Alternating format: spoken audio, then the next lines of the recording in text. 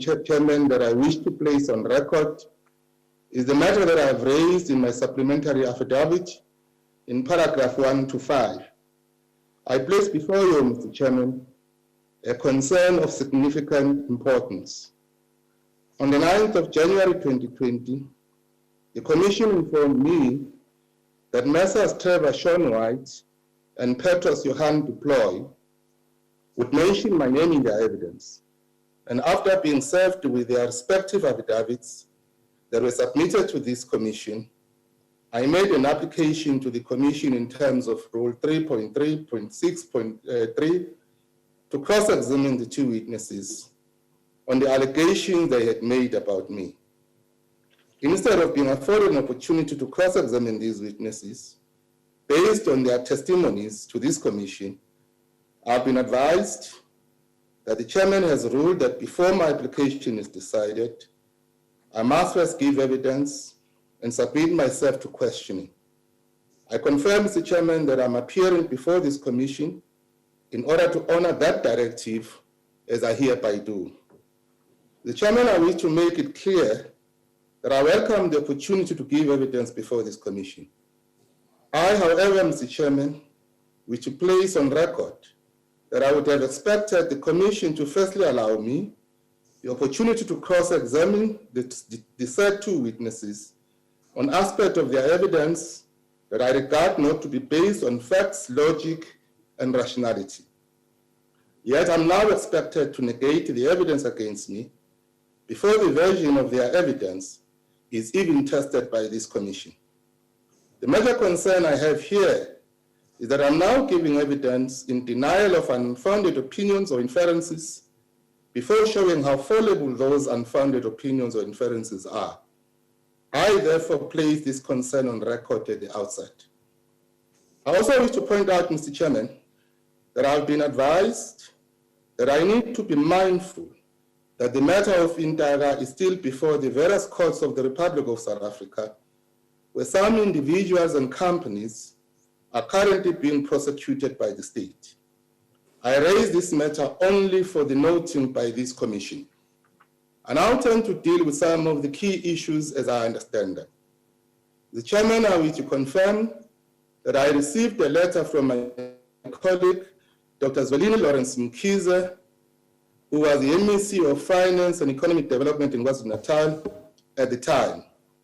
In his letter dated the 15th July 2005, Dr. Z.L. Mkhize proposed that we establish a joint interdepartmental team that would consider the purchase of the water purification plants that would be installed in the various district municipalities that were highly affected by the drought. Dr. Z.L. Mkhize further explained that these water purification plants were to be funded from the Poverty Alleviation Fund that was located at the Department of Finance in the province. My role here, Mr. Chairman, was to support the proposal by Dr. Z.L. Mkhize for the establishment of the committee headed by the joint HODs of the Provincial Treasury and local government. It was this committee that dealt with the procurement issues from the beginning to the end. With the establishment of the committee, the executive authorities had no further role to play in the procurement processes, save that we may have received a report of progress. The other very important matter, Mr. Chairman, is that we know from the indictment on the Indaga matter and from the affidavit of one Mr. Gaston Savoy that the payment of the 1,053,000 was paid into the trust account of Koboni and Shezi attorneys on the 12th of March 2007. In his evidence before this commission, Mr. White presents TSW 19 and TSW 21 in the bundle of documents where he illustrates how the 1,053,000 was dispersed from the Koboni and Shezi attorneys trust account.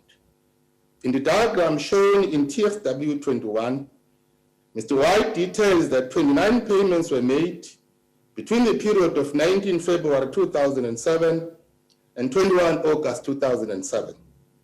Mr. White clearly illustrates that all of the 29 payments were for the benefit of Mr. Sipho Shabalala and Mrs. BNO Shabalala. And I place on record, Mr. Chairman, that none of the 29 payments that were made were either made directly to me or for my benefit and or for the benefit of the ANC. What is in dispute there, Mr. Chairman, is the illogical inference or link by the forensic auditor who showed us how the whole amount of the 1,056,204.98 was paid to 14 various companies. What is absurd is the seeming attempt to connect the 1 million that was donated in cash to the ANC via myself, my capacity as the provincial treasurer of the ANC then, by Mr. Sipho Shabalala, with the fund that Intara had paid into the Kobone and Sheze Trust account. Mr. Trevor White develops a red dotted arrow in which he is attempting to link the amount of the 1 million rand that was received by me for the ANC by drawing two small diagram boxes outside of the square in the center of TSW 21, where he shows how the funds were dispersed. Clearly here, Mr. Chairman, Mr. White needs to explain to this commission how many millions did Intara pay. We know from Mr. Gaston Savoy's affidavit that is before the Pietermaritzburg High Court that only 1 million was paid. So where does this other million rand that Mr. Trevor White shows come from? If Mr. White is saying that he is referring to the same funds that were paid by Intara, then my question is, how can it be, Mr. Chairman? We now know for a fact from Mr. White himself how the Intara money was used and for whose benefit. Where are the facts of Mr. White's conclusions and inferences coming from? Where are the facts of the logic and rationality? Mr. White should account for his unfounded claims that he makes in TSW 21. Just on this aspect alone, Mr. Chairman, I respectfully submit that this commission should grant me the opportunity to cross-examine Mr. Trevor White. The third issue, Mr. Chairman, is the fact that I received a cash donation of 1 million rand from Mr. Sipho Shabalala on or about the 11th of June 2008. I place on record, Mr. Chairman, that the said amount of 1 million rand was received by me in my capacity as the provincial treasurer of the ANC at that time. I further place on record the contents of my affidavit that I deposed to when I was first approached by the investigators on this matter. That affidavit is the same affidavit that my lawyer submitted to this commission and is now part of the commission's documents of record.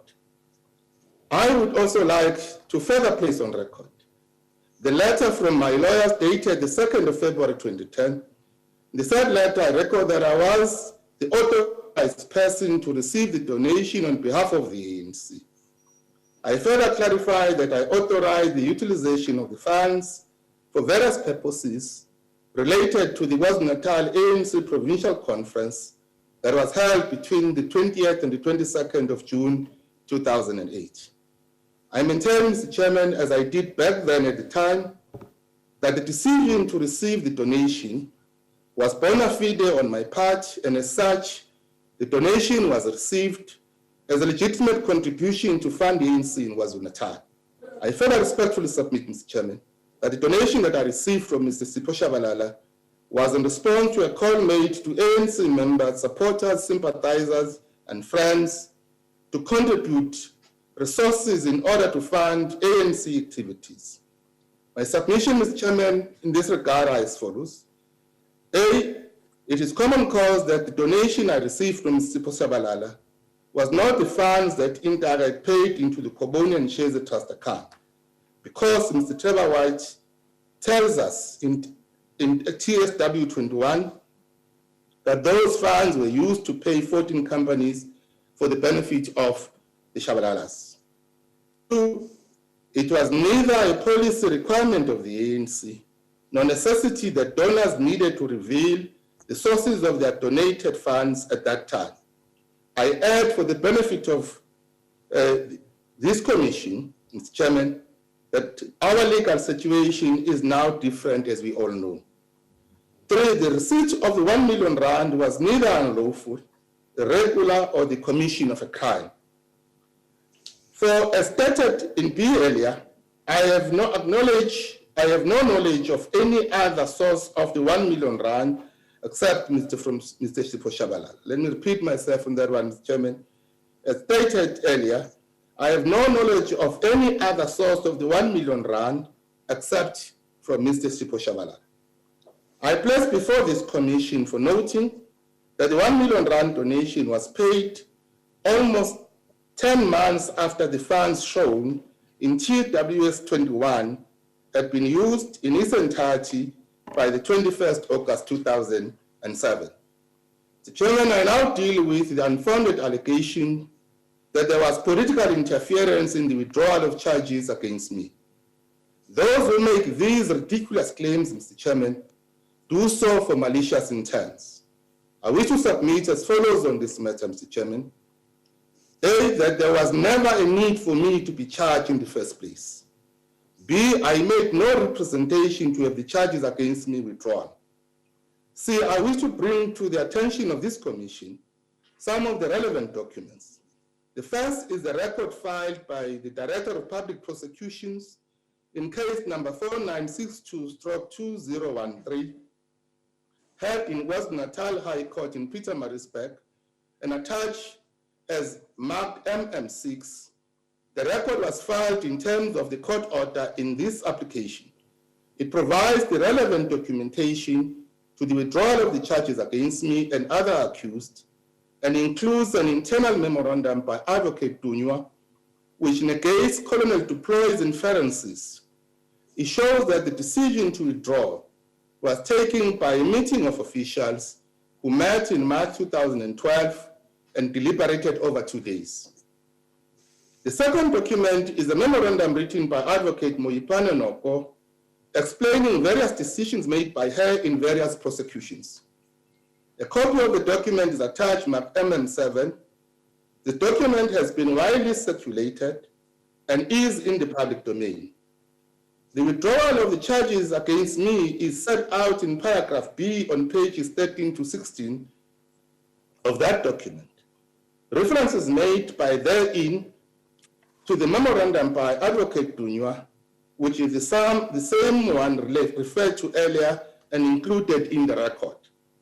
I submit, Mr. Chairman, that both the NPA memorandum, in which they explain the process that led to the withdrawal of the charges, and Advocate Moipane Noko's memo to the then National Director of Public Prosecution, Mr. Ngasana, and Dr. Ramaite are self-explanatory. I would like, therefore, to question Colonel Duploy regarding the allegations he is making that the withdrawal of the charges against me was as a result of political interference. What was this interference? Where did it come from? Who interfered with the NPA process? It would be a big concern, Mr. Chairman, if I were to be denied the opportunity to cross-examine Colonel Duploy on the unfounded allegations that he has made in his affidavit to this commission. I posit, Mr. Chairman, that Colonel Duploy's assertions are unjustifiable and unreasonable. In conclusion, Mr. Chairman, I submit that this commission is about establishing facts, and it cannot become a platform for rumor mongering and baseless conjecture. Once the facts are established, the commission is expected to distill the truth from those facts. It is my respectful submission, Mr. Chairman, that in the course of establishing the truth from the facts, we should seriously guard against those who would waste the precious time and scarce resources of everybody, including this commission, by setting us on a journey of a wild goose chase. It will be remiss of me, Mr. Chairman, if I end this opening statement without indicating that for the last 12 years, I have endured character assassination and had my dignity impugned due to the unfounded allegations that were caused by my unlawful arrest in the entire matter. When you search my name in the internet, I am referred to as one of those who were arrested in the Amigos case. This has resulted in untold reputational damage that I've incurred when I have done nothing wrong against the state or anyone. The statements made by Mr. White before this commission on this very painful matter and his repetition of baseless accusations against me only serve to further impugn my character. That is why I feel strongly that he should explain himself on the inconsistencies of his evidence to this commission.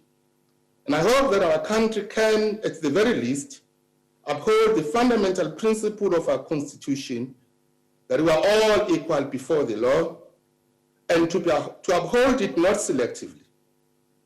If we can live by the dictum of the proverb that says, what is good for the goose, it is good for the gander, our lived experiences should give practical meaning that we are truly equal before the law. I am hoping, Mr. Chairman, that this commission will ensure that I too deserve to get justice against those who have deliberately dragged my name, dragged me into a criminal matter that had nothing to do with me. At the very least, I would expect from this commission the confirmation that the charges had been legitimately withdrawn by the prosecution authority as the facts and the truth shows. On that note, Mr. Chairman, my opening statement ends, and thank you for the opportunity, Mr. Chairman. Thank you, Mr. Mabuyakhulu. Thank you, Mr. Chair. I just want to mention that part of the purpose, or if not the main purpose, is of these proceedings today, is to see exactly where the differences are in your version and the version of Mr. White and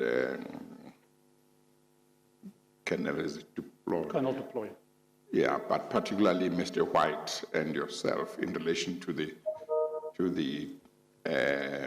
donation, and so that if leave to cross-examine is granted, it's clear what the differences are in the two versions. So that's part of the reason, and it may well be that from what you have given as your evidence, you call it opening statement, one can see where you stand. But Mr. Halley can now put questions. Thank you, Mr. Chair. Mr. Mabuyakhulu, just to get some context to what we're dealing with before we actually get into the meeting. Chairman, sorry. Oh, yes, Mr. Chairman. Mr. Dixon, yes. I'm sorry. Yeah. Can I just be of assistance? I don't have any questions to ask, but if I can be of assistance. Yeah. Refer to certain documents, and if I could just give you the page numbers. Yes. Because they have different page numbers in RR7. TSW 19 is at page 038 of RR7. 038. 038. Yeah. TSW 21 is 039. The record that was referred to as being filed in the Pietermaritzburg High Court case starts at 040, and the statement by Advocate Norco, which was referred to, starts at page 073. That's just so that we all have our bearings with regard to R7. That's helpful. The last one was 073, yeah, page 73. Yes. Okay, all right, thank you. Mr. Ali. Thank you, Mr. Chair. Thank you. Thank you, Mr. Chair. Mr. Mabuyakhulu, from your opening statement, I gather that you are confirming, and if I can take you to the two affidavits, you have deposed to an affidavit which appears in bundle RR7, that's LEA 27, Mr. Chair, but it appears at page RR7-MM005. It's in red at the top right-hand corner of the bundle that you have. Okay, just to make sure we all understand, when we refer to the page numbers, we'll just call the number that comes after WM without starting with RR7MM, so that it will make things quicker. You said 05. Page 005. Thank you, Mr. Chair. 005. Mr. Mabuyakhulu.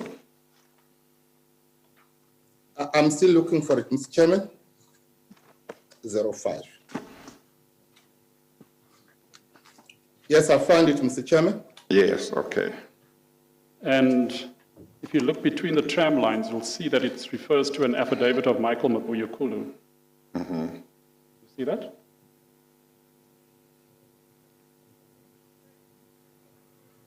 Yeah, yes, I think he said he has got it. That's 005, or you've got two numbers there, Mr. The one is the sequence number, and that's an application, but it's the uppermost number. For the record, we must just say that when we refer to page numbers, it will be the digits that come after WM and the upper number and not the lower one. Correct. Thank you, Mr. Okay, all right. What you have there, Mr. Mabuyakhulu, is your affidavit. Is that correct? Yes, Mr. Chairman. Yes, okay. Mr. Halley? And if you go with me to page 16 of that document.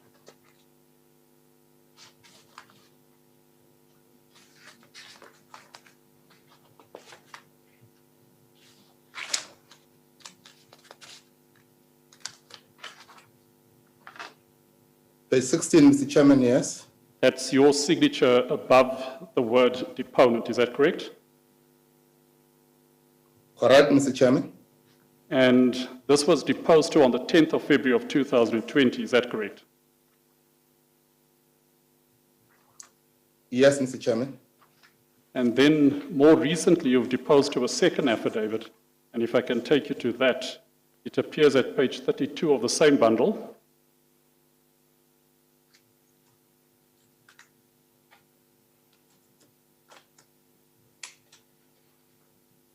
Yes, Mr. Chairman. And it reads between the tram lines, supplementary affidavit of Michael Mabuyakhulu. Do you have the same document? Yes, correct, Mr. Chairman. And then if you would turn with me to page 37 of the same bundle. Above the word, or the words M. Mabuyakhulu, is a signature. Is that your signature? Yes, correct, Mr. Chairman. And this purports to be an affidavit that was deposed to by you on the 29th of April of 2021. Is that correct? Yes, Mr. Chairman. Thank you. So these are the two affidavits that you have filed with this commission. Is that correct? Yes, Mr. Chairman. Now, if you turn back with me to one of the annexures to the first affidavit, you will see that there's an annexure MM3, which appears at page 23 of the same bundle.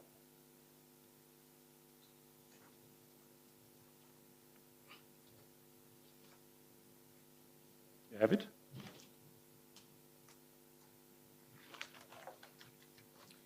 M23, yes. And if you would turn with me to page 29 of the same bundle, that's one document.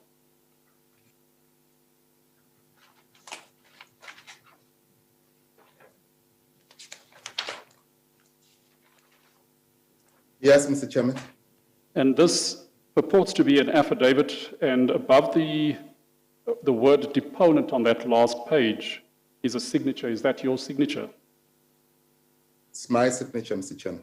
And this purports to be an affidavit that was deposed to on the 19th of October of 2010. Is that correct? Yes, correct, Mr. Chairman. Now, if you, and I'll get back to that shortly,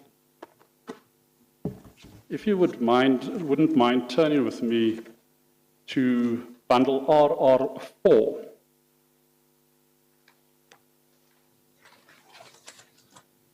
Bundle RR4. That is correct, Mr. Chair. That's a different bundle. That's a different bundle. I don't have that one, Mr. Chairman. He says he does not have that one. Well, he ought to have it. It was certainly made, as I understand it, was certainly made available to him. That is part of, bundle RR4 is Mr. Trevor White's affidavit, together with all the annexes. Let me look for it. Chairman, then. It would be written on the spine, is that right? It ought to be written on the spine. So look at the spine of the files you have. I have the Trevor White, Sean White's affidavit, but it's not that. It's RR7 MM142 before me. In the same bundle or in another bundle? In the same bundle Same bundle that we were using earlier. At same bundle I'm still using. It's RR7 MM/142, which is the affidavit of Mr. Trevor Sean White. Let's see. Yes, I see that. Is that the same, Mr. Halley? It is. Perhaps we can, if we can just turn to the specific page that he's referring to, if you can just refer me to the page so that I can understand what he's referring to. I imagine that what Mr. Mabuyakhulu is referring to, Mr. Chair, is an annexure to the affidavit, to the Rule 33 notice. Mm-hmm. But is it the same affidavit? It's the same affidavit. So we can use this one, or can we not? Well, because if we can stay with the same bundle, it makes things easier. As far as possible. But if we have to go to another bundle, we can go if Mr. Mabuyakhulu and his council have got the other bundle. Thank you, Mr. Chair. It seems to me that it would be necessary. I'm not sure if the representatives can actually hear what we're saying, but they should make the bundle available, because there's a number of documents related to this matter that are only to be found in that bundle and not part of this bundle that we're referring to as RR7. Was it sent to them at the same time as the other one? I understand that it was sent through to them, and that appears at page 134 of the bundle, of the present bundle. Mr. Chairman, can I help? Yeah. We do have, we're in a different room to the witness, but if we're permitted just to take him RR4, yeah, we can take that to him, and then we're all on the same page. Yes, okay, you may do so. Thank you, Mr. Chairman. Thank you, Mr. Chairman. Okay, so yes, he has it. He has got it now. Okay. Yes, Mr. Chairman. I've now received it, Mr. Chairman. Thank you, Mr. Okay, all right. Now, Mr. Mabuyakhulu, you referred to... Just indicate what page in that bundle we should go to. Thank you, Mr. Chair. The specific document is to be found at page 1999. 1999. So it would be, that is correct, Mr. Chair. So it would be, and for your purposes, Mr. Chair, if you can just turn to its bundle RR4, and then in brackets, lowercase d, that's D for Delta. So you would have 4 different bundles that are part of RR4. You must just not confuse my registrar. Is my bundle not the same as theirs? It ought to be identical, but it's divided. It's a bundle that's divided into 4 lever arch files. So it's the 4th of the 4 lever arch files. Well, each lever arch file should be a bundle or a continuation of a bundle. So it should have A, B, C, D or something. Correct. This one is D for so Delta. So which one must she give D for me? Delta, Mr. Chair. Bundle 4D. Bundle RR4 and D for Delta. Yeah. RR4D. What page? At page 1999. Okay.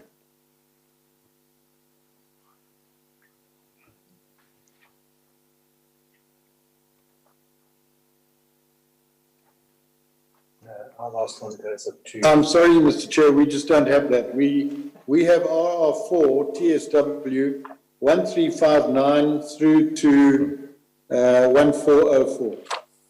And we've got one that goes to 1865. And we've got another one that was sent to us which goes to 1865. Yeah, But we don't go as far with Mr. Hully's. yes. So to be specific, this is an annexure that was attached as annexure TSW, that's Trevor White's annexure to his. I think maybe what we should do is let me adjourn for about 10 minutes. You talk to Thank you, Mr. Chair. Mr. Mabuyakhulu's legal team and compare what you have, whether it's the same as what they have and what both of you have, and whether what you both have is the same as what I have. So Thank you, that Mr. Chair. when I resume, we are all sure the same. everybody has got the same thing. Thank you, Mr. Chair. Okay, I'm going to adjourn for that purpose for 10 minutes. We adjourn. Thank you, Mr. Chairman. Mr. Hully, can you hear me? I can.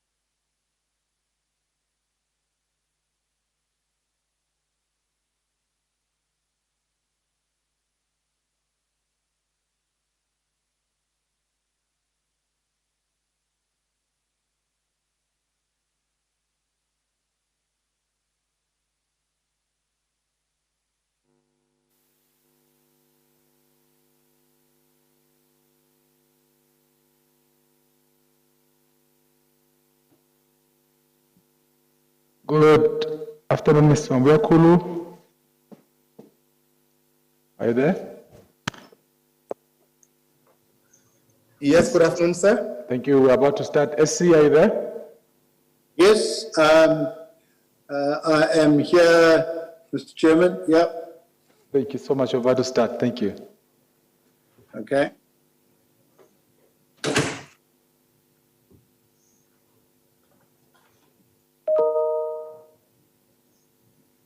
So I can get you, if he wants a page, tell me and we'll. Yes, okay.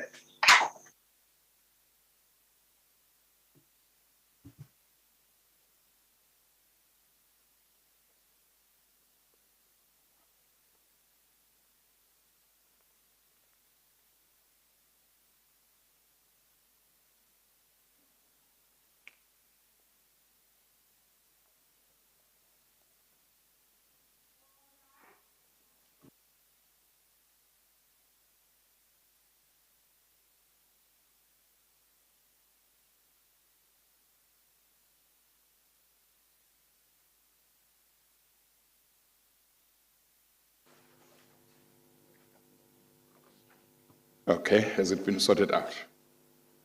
Yes, it seems to be, Mr. Chairman. Okay, okay, thank you. Please switch on your mic, Mr. Halley. Thank you, Mr. Chair. Yes. My apologies, Mr. Chair. It seems that I was referring to a document that was not in the chronology that the witness had. Yes. So if I can refer to a different page, same document that I wanted to refer to, but to a different copy of that document in the same bundle. This one would appear at page 1841 of Yes. of RR4.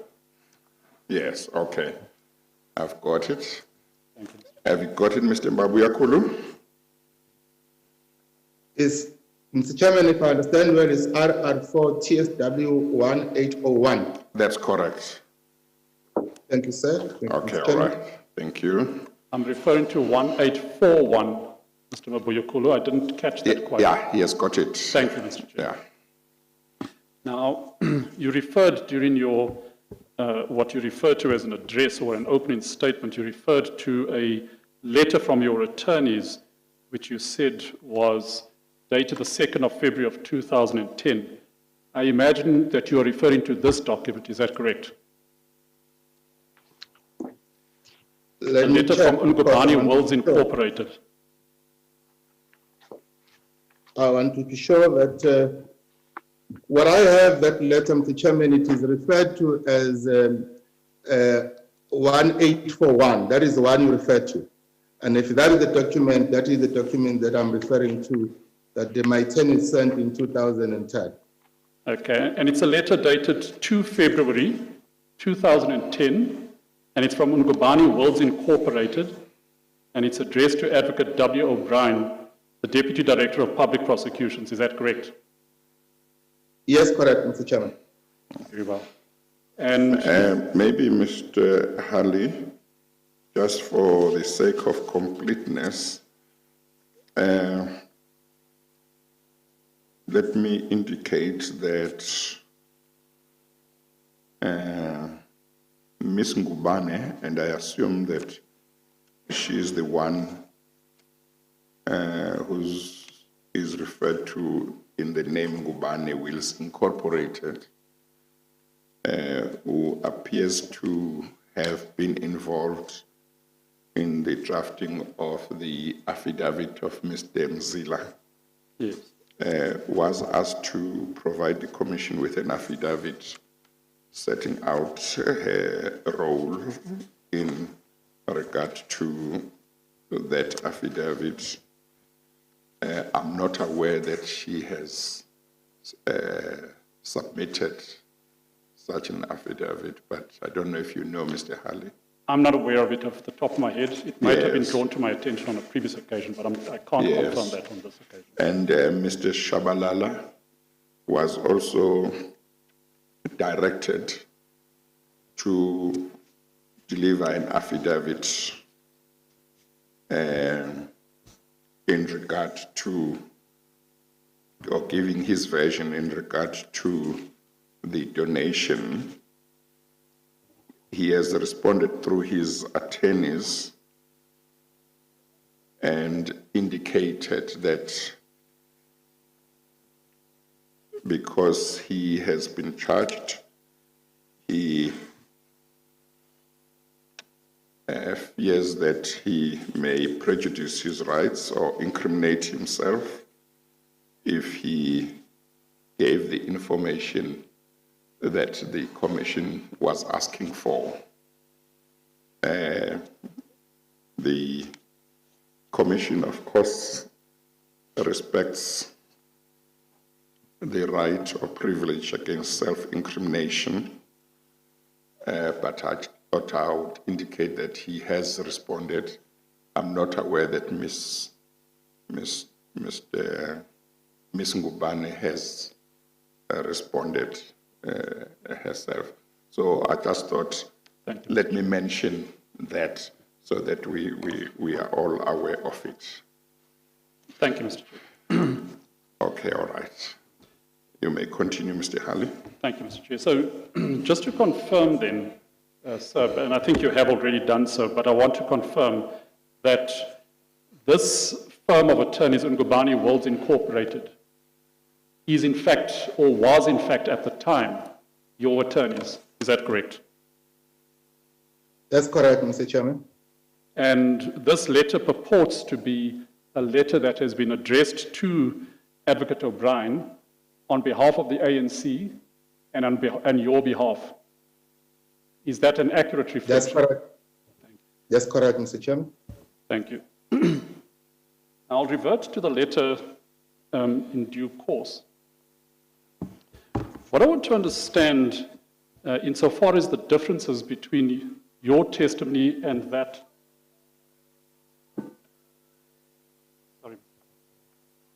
insofar as the differences between your testimony and that of Mr. White is concerned, if I understand your testimony correctly, you saying that an amount of 1 million rand was paid to you in cash by Mr. Shabalala, but that amount that was paid to you, you question whether it could be the same amount of 1.053 million rand that was paid, or that is referred to by Mr. White in his affidavit as having been paid by Ntaka into the account of Koboni Shezi. Is that correct? I think let me answer in this way, Mr. Chairman. My starting point is that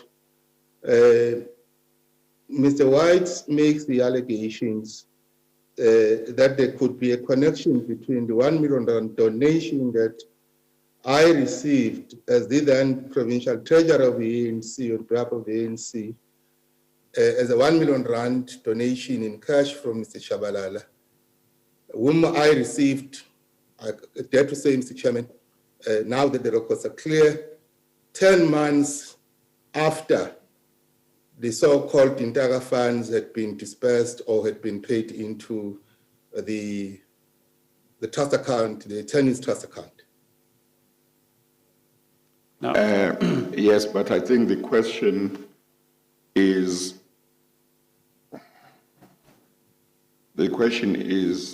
whether it is a correct understanding of your standpoint vis-a-vis Mr. White that you are saying there is no basis for him to link the amount, the donation that you received from Mr. Shabalala to the money that was paid by Ntaka Group to the attorneys Kubone and it's Kubone and who, Mr. Ali? And Shezi attorneys. And Shezi attorneys. So the question is whether that's a correct understanding of what your issue is. That's correct. Absolutely, Chairman, I'm saying there is absolutely no basis or rationality or logic Yeah. for the linkage of that amount of money. Yes. And it is in respect of that issue that you wish to be granted leave to cross-examine Mr. White. Absolutely, Mr. Chairman. Yes. Okay, Mr. Harley. Thank you, Mr. Chair. In other words, you saying to the extent that Mr. White connects the amount that was paid to you in cash with the amount that was paid into the trust account of Gaboni and Shezi, Ayantaka, you're saying to that extent you wish to cross-examine him? Because you don't see a connection between the two amounts. Mr. Chairman. Pardon me? What I'm saying, Mr. Chairman, Mr. Chairman, is that we now know from Mr. Trevor White himself, who tells us in TSW 21 that an amount of 1,053,000 that was paid into the Kuboni and Shezi attorney's trust account, that money was dispersed between the period of 19 February and 21 August 2007, and it was dispersed in its entirety. This is Mr. White's affidavit that says that, and also his annexure TSW 21.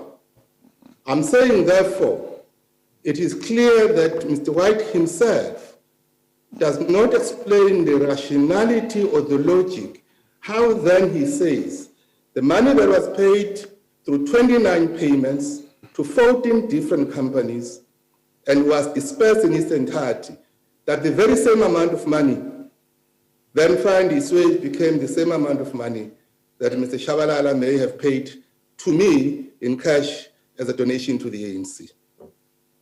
Very well. Yeah. We'll get back to Mr. White's affidavit in a moment and to this very issue. But I just want to take you to something else before we get back to that issue. You'll recall that we referred to your affidavit that was deposed to by you in 2010. Can I take you back to that? And that is in the, for your purpose, Mr. Chair, bundle LEA 27. And for your purposes, Mr. Mabuyakhulu, it's the bundle RR7 at page 23. Why do we get different references? Because Mr. Mabuyakhulu doesn't know about the LEA 27. He doesn't have a physical bundle like this with a spine. So, you've got a bundle with a spine, Mr. Chair. So when you look at the spine, you want to see bundle LEA 27. Yes. But he doesn't have a physical bundle. So that's why. Yeah, but even though it might not be a physical bundle, it could have the same, it could be referred to as bundle. I'll whatever. refer to it as bundle RR7 then. Yeah, because if the contents are the same, there's no reason why it should not bear the same reference. Because when you give me a different reference and you give him a different reference, it could be confusing. Yes. Indeed, Mr. Chair. So it's bundle RR7, Mr. Chair. Yes, okay. And the specific page is 23.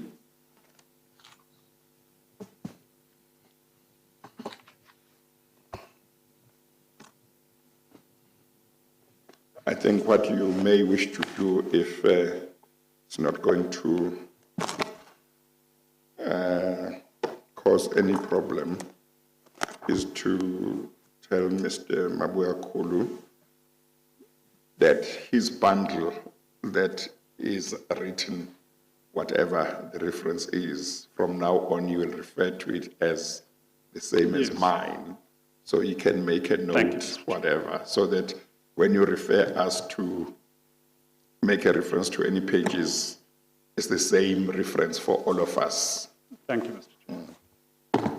Mr. Mabuyakhulu, your bundle that is referred to as RR7. Yes, Mr. Chairman. In future, what I'll do is, because we've got a physical lever arch file, and our lever arch file has LEA 27 marked on it. So when I refer to LEA 27, just bear in mind that that is bundle RR7. Just repeat AL? LEA, That's Lima Echo Alpha. AEL, No, LEA, Lima Echo Alpha 27. So it's like Leah, LEA 27. Okay. Okay, Okay. thank you very much, Mr. Chairman. thank you. Now, this is the affidavit that we referred to previously. It's an affidavit which is attached to your affidavit that you've deposed to in this, before this commission. And I've referred you to it earlier on. It's an affidavit dated 19 October 2010. What are the circumstances and why did you depose to this affidavit? I'm sorry, you said we should go to what page on this bundle? Pardon me, Mr. Chair, page 23. 23. That is correct. Okay. Okay, I'm there. Yes. I proposed to that affidavit, Mr. Chairman, because there was a legal criminal investigation that was happening during the interim matter.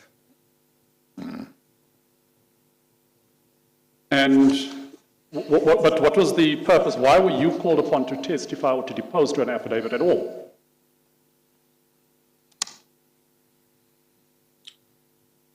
I was approached by the state and the investigators who actually asked me to actually clarify what I had knowledge of at the time, and then they asked me to depose an affidavit, and I duly complied.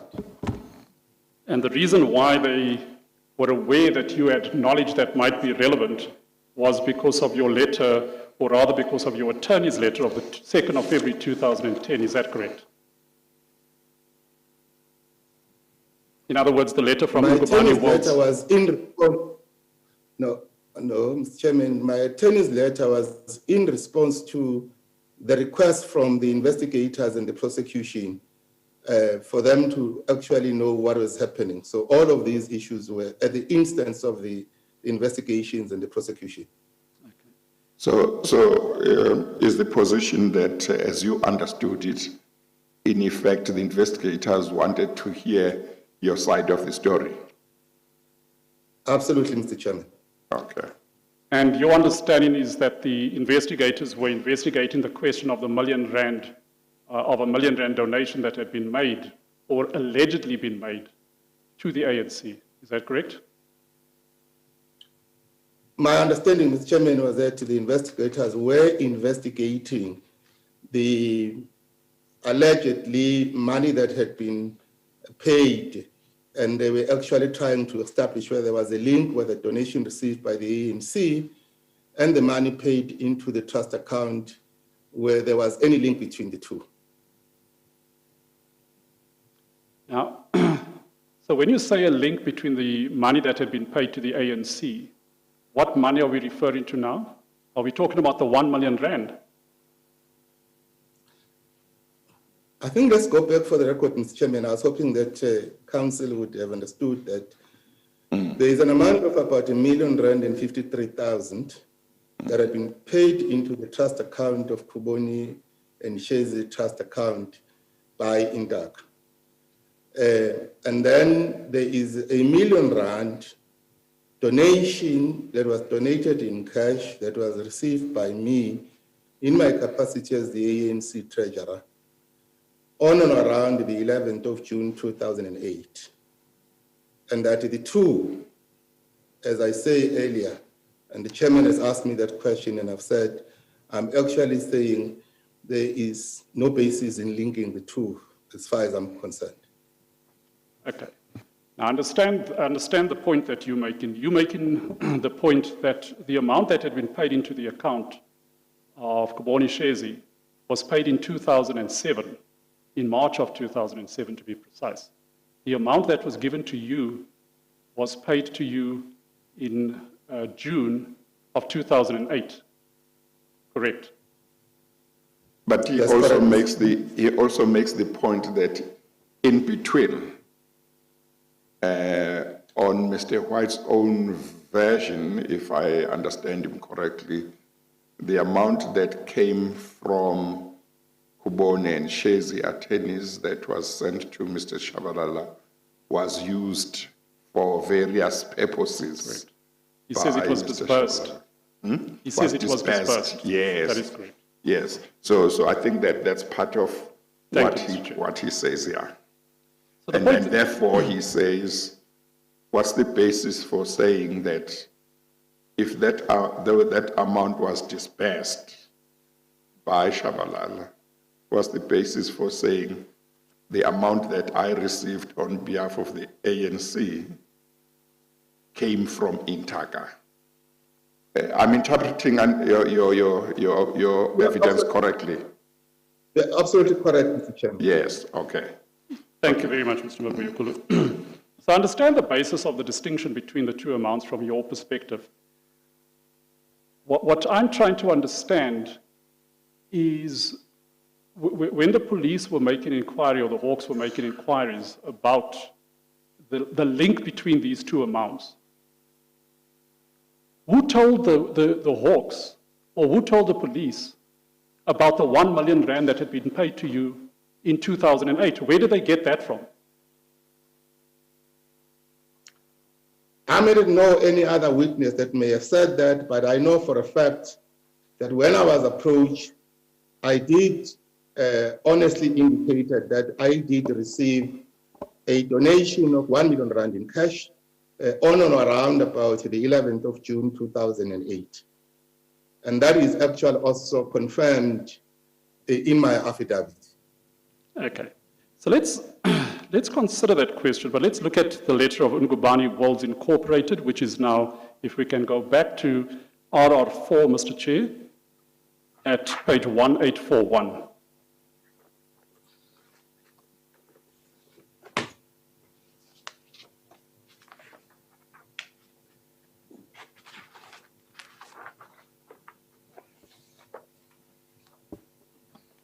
Yes, That's Mr. Chairman. bundle RR4, D. That is correct, Mr. Chair.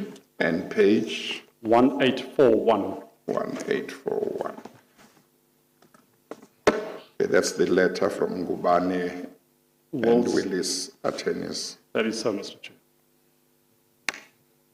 Now let's just read through this letter if we could. It says, we refer to our previous correspondence regarding the above and advise that we have consulted with a senior member of our client, the ANC, MEC Michael Mabuyakhulu, who at the material time was the provincial treasurer of the ANC in KwaZulu-Natal. Is it correct that they consulted with you, the attorneys? That's correct, Mr. Chairman. They then say, we are instructed to convey the following. Now, is it correct that you gave them instructions to convey anything? Before we Yes, get they into- had instructions, Mr. Chairman, to actually act on our behalf. Yes, I think you can take it, Mr. Hali, that if these were his attorneys, what they wrote here was with his instructions, unless he indicates otherwise. Thank you, Mr. Chair. Now, you say over here, paragraph 1, that in his capacity as the provincial treasurer at the time, Mabuyakhulu authorized the receipt of the 1 million rand donation from the ANC member, Mr. Sipho Shabalala.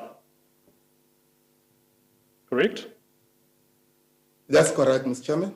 And then in paragraph 2, they say that he wishes to place on record that such a donation was received in cash and was verified to be 1 million rand. That's correct, Mr. Chairman. Paragraph 3, that is Mabuyakhulu, further authorized the funds to be utilized for various purposes related to the KwaZulu-Natal ANC provincial conference that was held between the 20th and the 22nd of June of 2008. That's correct, Mr. Chairman. 4, that the 1 million rand donation given by Mr. Sipho Shabalala was used as part of a package of donations received in the run-up to the ANC KwaZulu-Natal provincial conference to defray some of the costs of the provincial conference. Correct? That's correct. And then on the following page, at page 1842, paragraph 7, it said Although our client wishes to be helpful in this matter, however, we are instructed to place on record that Mr. Mabuyakhulu's resolute stance, and that of the ANC as well, that under no circumstances does the organization wish to compromise its donors and or its operations by disclosing information concerning same.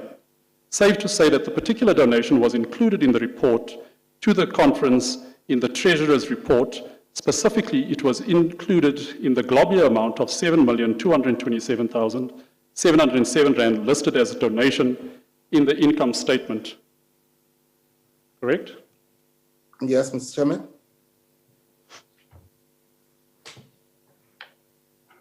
Now, we can accept, of course, that everything that is contained in this document or in this letter is based on instructions that were received from you. I can confirm that to the extent of the question that Council has put to me, that I do confirm those. Thanks. Now, it seems from what I'm reading over here, correct me if I'm wrong, but it seems that the question of the 1 million Rand being raised and the fact that you had received R1 million from Mr. Shabalala, that was something that was raised by your attorneys pursuant to instructions that you had given him for them. Well, let me once again put it for record, Mr. Chairman, as I answered earlier, that that was all in response to the investigations and the prosecution that wanted to ask us further on this aspect. So we therefore actually provided the information to clarify that matter. Now, if I understand correctly, and please correct me if I'm wrong, and if this is your understanding as well, the police, or the Hawks in particular, were investigating a payment of 1.053 million Rand. And they were investigating such a payment that was made in 2007. In response to that, and in relation to them raising that issue, an explanation was given that, in fact, you received from Mr. Shabalala an amount in cash of exactly 1 million Rand. As it is said over here, it was verified to be 1 million Rand. Do you understand that correctly? I do, Mr. Chairman. So what I'm saying to you is that they were investigating an amount that was paid over in 2007. You told them about an amount that was paid in 2008. They were investigating an amount of 1.053 million Rand. You told them about an amount of 1 million Rand. I respectfully differ, Mr. Chairman. I think the facts don't tally. Yes. The facts are that when I was asked of whether I'd known anything, I actually only responded to the matter that I had knowledge of the donation. And therefore, the state itself, as we all know now, knew then, because they were actually doing their own investigation, how this other money was different from the other one. But the fact that I placed on record, I honestly did place on record that I had received R1 million, a donation that had been verified on behalf of the ANC, and it was a factual situation. But my point is this. They were investigating the question of a payment of 1,053,000 Rand. And they were investigating the payment of that amount in 2007. In response to that investigation, they were told that actually you did receive an amount of money. And you received an amount which was 1 million Rand, not 1.053 million, but 1 million Rand. And you did receive it from Mr. Shabalala, but you didn't receive it in 2007. You received it in 2008. That is factual, Mr. Chairman, that I received the money in June 2008, on or about the 11th of June 2008. And that amount of money which I actually said to when I was asked whether there was any money that I've received, the question was, was there any money that you have ever received in your capacity as the provincial treasurer of the ANC? I stated the factual situation that I had received a 1 million rand in cash, which had been verified by ourselves. And that statement, Mr. Chairman, which has become common cause, that there isn't necessarily a link between the two. So if I understand you correctly, they asked you, as you say, whether you had received any money in your capacity as the treasurer of the ANC at any stage. In other words, you were a treasurer between 1998 and 2008, and June of 2008. Are you saying that their query related to the length and breadth of your period as a treasurer? No, their query was, had you ever received any money from Mr. Shabalala?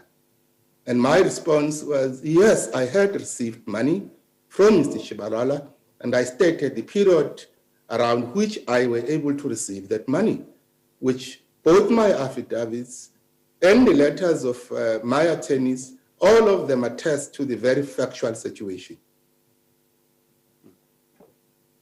Now, so the query was specifically in relation to Mr. Shabalala. So are you saying that the only time you received money from Mr. Shabalala was this particular occasion on the 11th of June of 2008? Is that your testimony? I'm saying that at the time when I was asked, and the only time I can ever recollect, and I'm now talking out of memory, would be that period that I received money from Mr. Shabalala. That is the period that I remember. I don't remember any other. Very well. Now, if I understand from your affidavits correctly, this amount that you received from Mr. Shabalala was paid over to you in cash, and you never issued a receipt in respect of that amount. Is that correct? That's correct, Chair. And if I understand correctly, you didn't inquire from Mr. Shabalala as to who the donor was. Is that correct? I didn't, Mr. Chairman, yes. Did you understand Mr. Shabalala to be the donor, or was there an understanding that it was money that he was just passing on that was being donated by some third party that he might not have told you about? I never asked Mr. Shabalala whether he was personally the donor or whether the money had raised from any other person.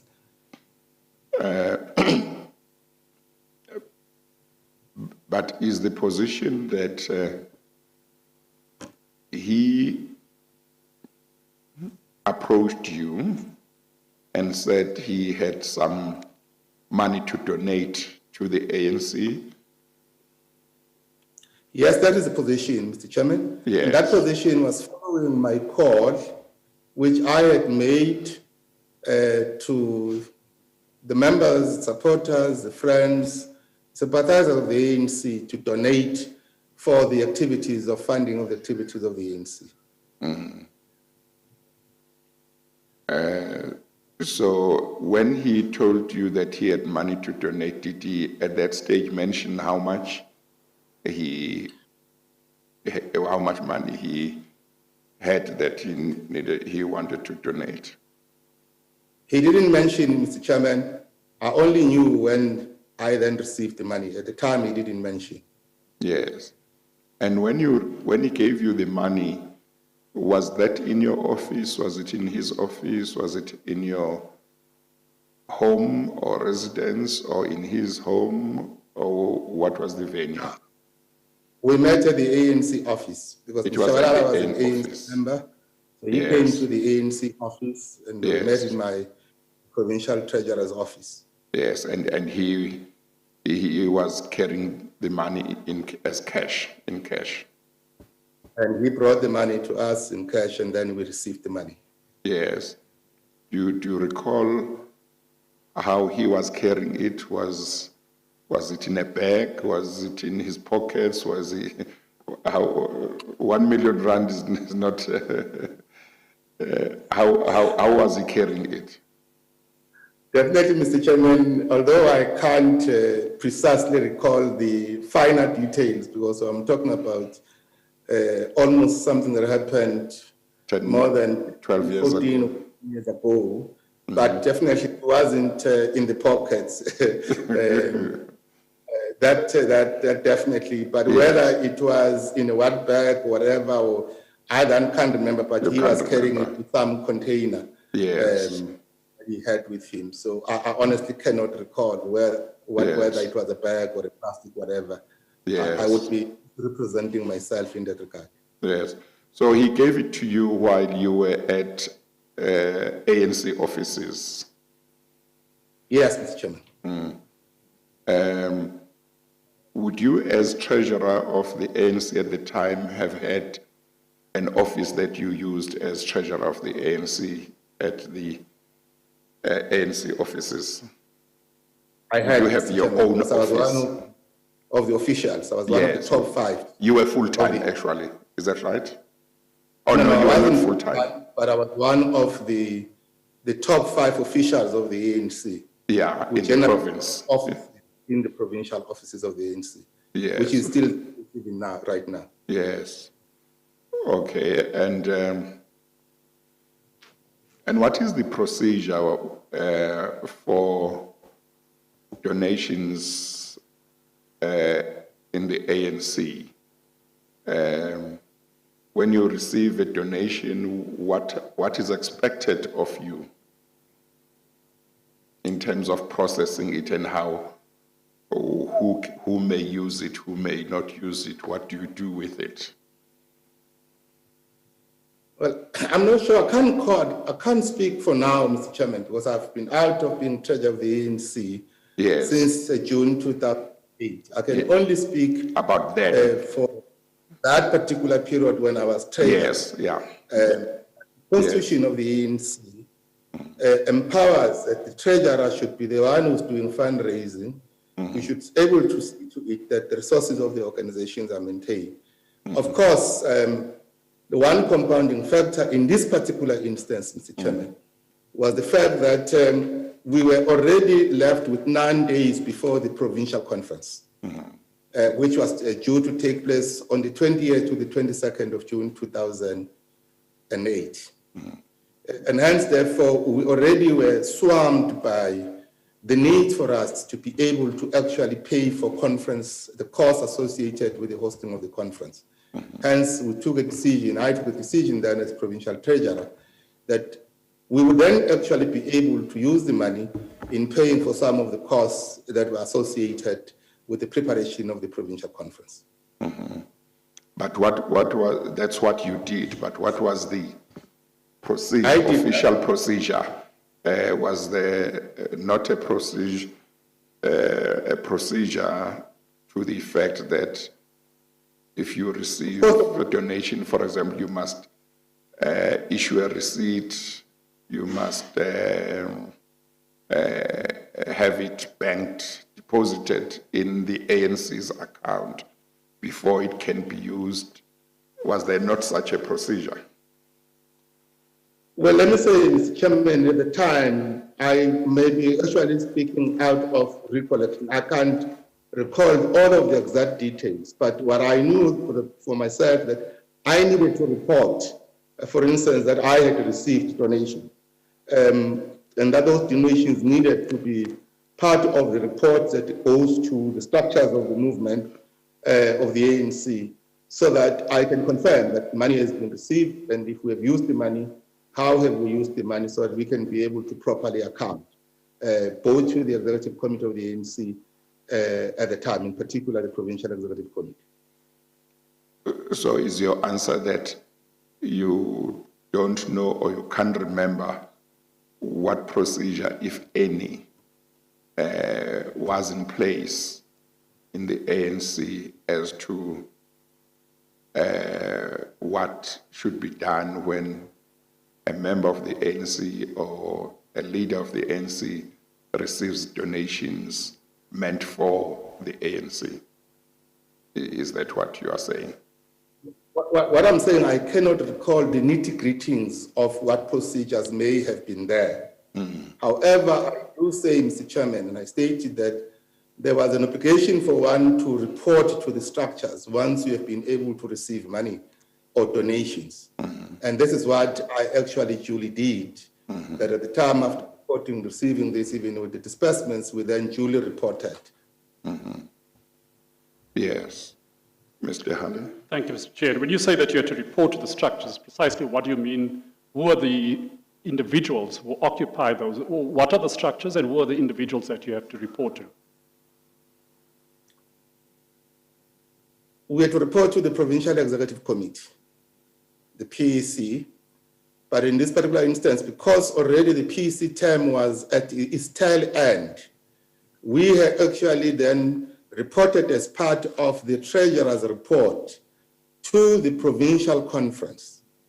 Hence, in the letter from the attorneys, my lawyers, of the 2nd of October 2010, they clearly indicate that this was also reported as part of the global money's donation that had been raised, that total around about 7.2 million. Of course, you would concede, would you not, that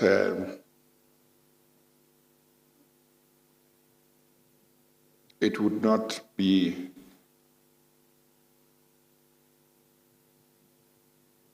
an acceptable way of doing things on behalf of any organization to say any member who receives donations meant for the organization may begin to use that donation before it is recorded in the books of the organization, even if he is using it for the organization.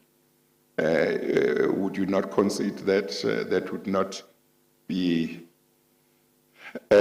generally speaking, an acceptable way? Because otherwise, if you are going to do that, and Mr. Dlamini is going to do that, Mr. Msomi is going to do that, it's just going to be chaos. You know, everybody can receive money and they don't submit it to official processes of the organization in terms of receipts and to make sure there are records. Anything can happen. So it can't be an acceptable way, generally speaking. Would you accept that? Chairman, I think there are two observations I would respectfully wish to make. Yes. The first, Chairman, is that at the time, I was the authorized person as the provincial treasurer of the ANC to be the one that should actually have the authority of the utilization of the resources of the organization. Of course, I'm not saying that it would have been a responsibility entirely for the individual, but for the office. Secondly, Chairman, with the benefit of hindsight, we can all make various conclusions of how we could have done this better or differently than this or that one. I think on that point, Mr. Chairman, it becomes a matter of saying, with the after effect, what differently could we have done differently at the time? But as I say, we did actually, even at that time, meet what one may say would have been the minimum requirements of ensuring that the report is able to be given to the structures of the organization. Of course, service to say, with the benefit of hindsight, you can come to any different conclusion that you could have done this differently or that way, Mr. Chairman. I think that is open, Mr. Chairman. Well, part of this is just to determine whether you accept that whatever the position may be, it's not the way one would expect a big organization such as the ANC. It's not the way one would expect how it would deal with monies that it receives, or even donations, and this is a big amount, you know. I don't know whether you might say, well, 1 million rand is not big in the ANC. So it's not a big amount, but it's a big amount. It's unlike somebody maybe who says, here is 50 rand, I'm donating to the ANC, and somebody says, go and buy XYZ. It's a big amount, and therefore one would expect that a responsible organization would have a procedure that says, if you receive donations on behalf of the organization, what you are required to do is put the money, get the money deposited into the account of the organization, so that there is a record, an official record that it was received, and then it can then be used after that. It was received and put into the bank account, and then it can be used after that. But at least there is an official receipt.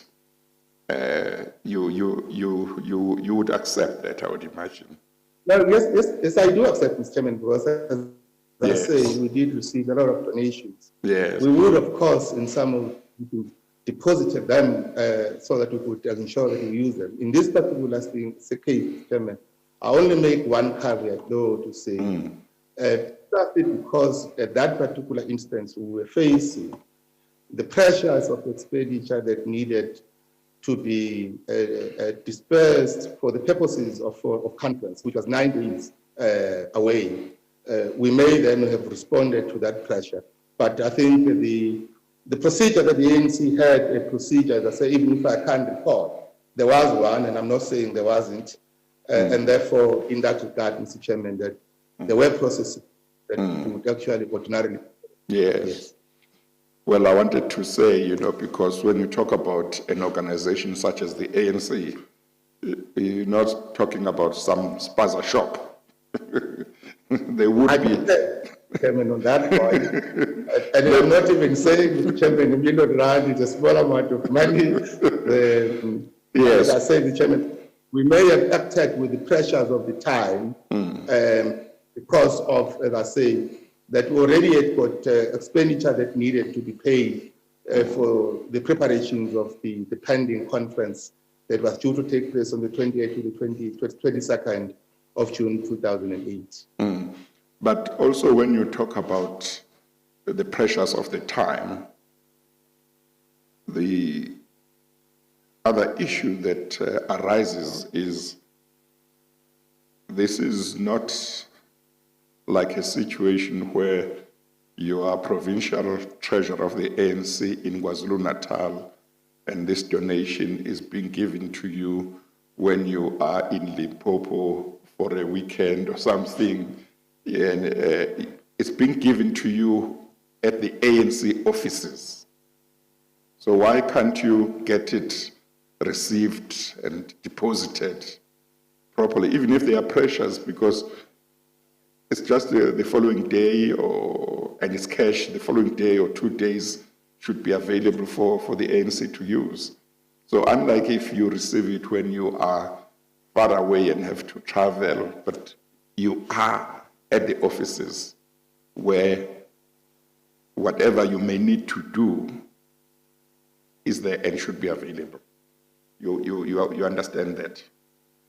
No, I do understand, Mr. Chairman, but as I say, at the time, one's mind was based that, look, we needed just to be able to ensure that now that we need to respond to these expenditure pressures we have, let's be able to therefore use the money to be able to pay some of the things already that were outstanding, which actually needed to be paid for upfront. So, but the point we're raising, Mr. Chairman, I think with the benefit of hindsight, it is taken into cognizance.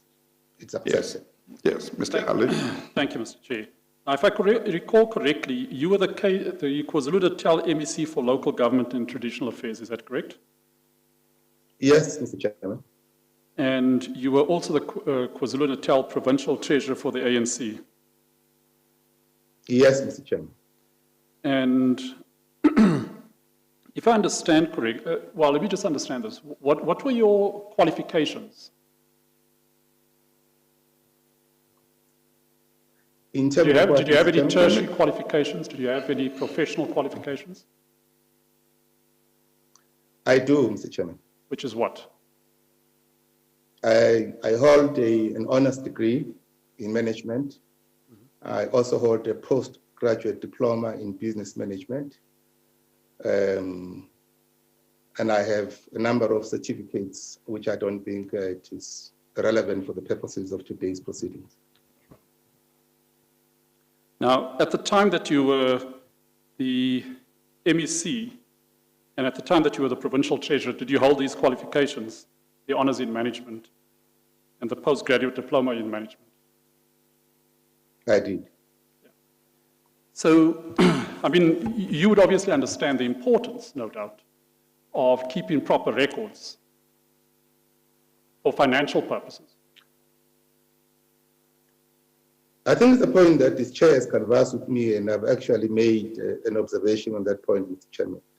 Therefore, I respectfully say, Mr. Chairman, the point you have raised with me is the same point that I've accepted in your contribution, Mr. Chairman, with the benefit of hindsight.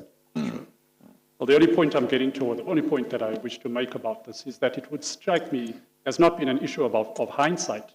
You had the qualifications at the time when you were doing these things. No, but Mr. Chairman, the point I'm raising, without getting into an argument with counsel, Mr. Chairman, I've explained the position at the time. And with all due respect, Mr. Chairman, I don't think that I need to be able to belabor the point once more. It's Well, part of it. yes, okay. My apologies. Yeah, no, that's fine, that's fine. Thank you. If we could move on then. Insofar as the expenses are concerned, and if I understand correctly, your testimony is that you used the money from the 1 million rand for the purpose of paying for the expenses for the upcoming ANC conference, the provincial conference that was coming up. Is that correct? That's precisely so, Mr. Chairman. And where are the records in relation to those expenses? They are in the ANC, Mr. Chairman, or the ANC would know the expenses. No treasurer ever takes, when you leave office, where you take the records of the organization away with you. Now, would the position be that when you say they are in the ANC, would the position be that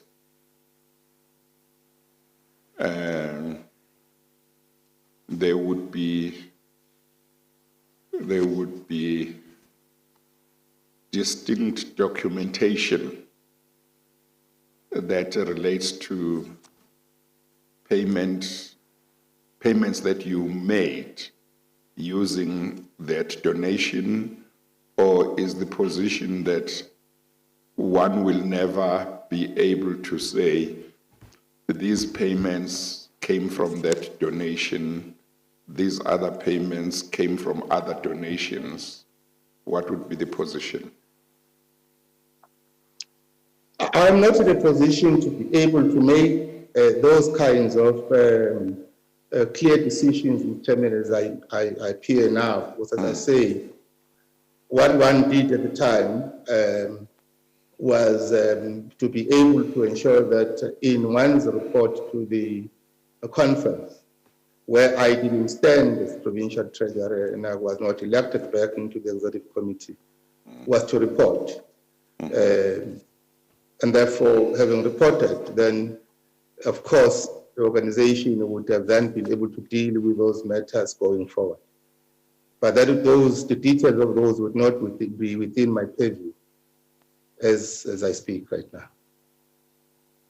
And after you had received the donation at the offices of the ANC, after Mr. Shabla had handed over the cash,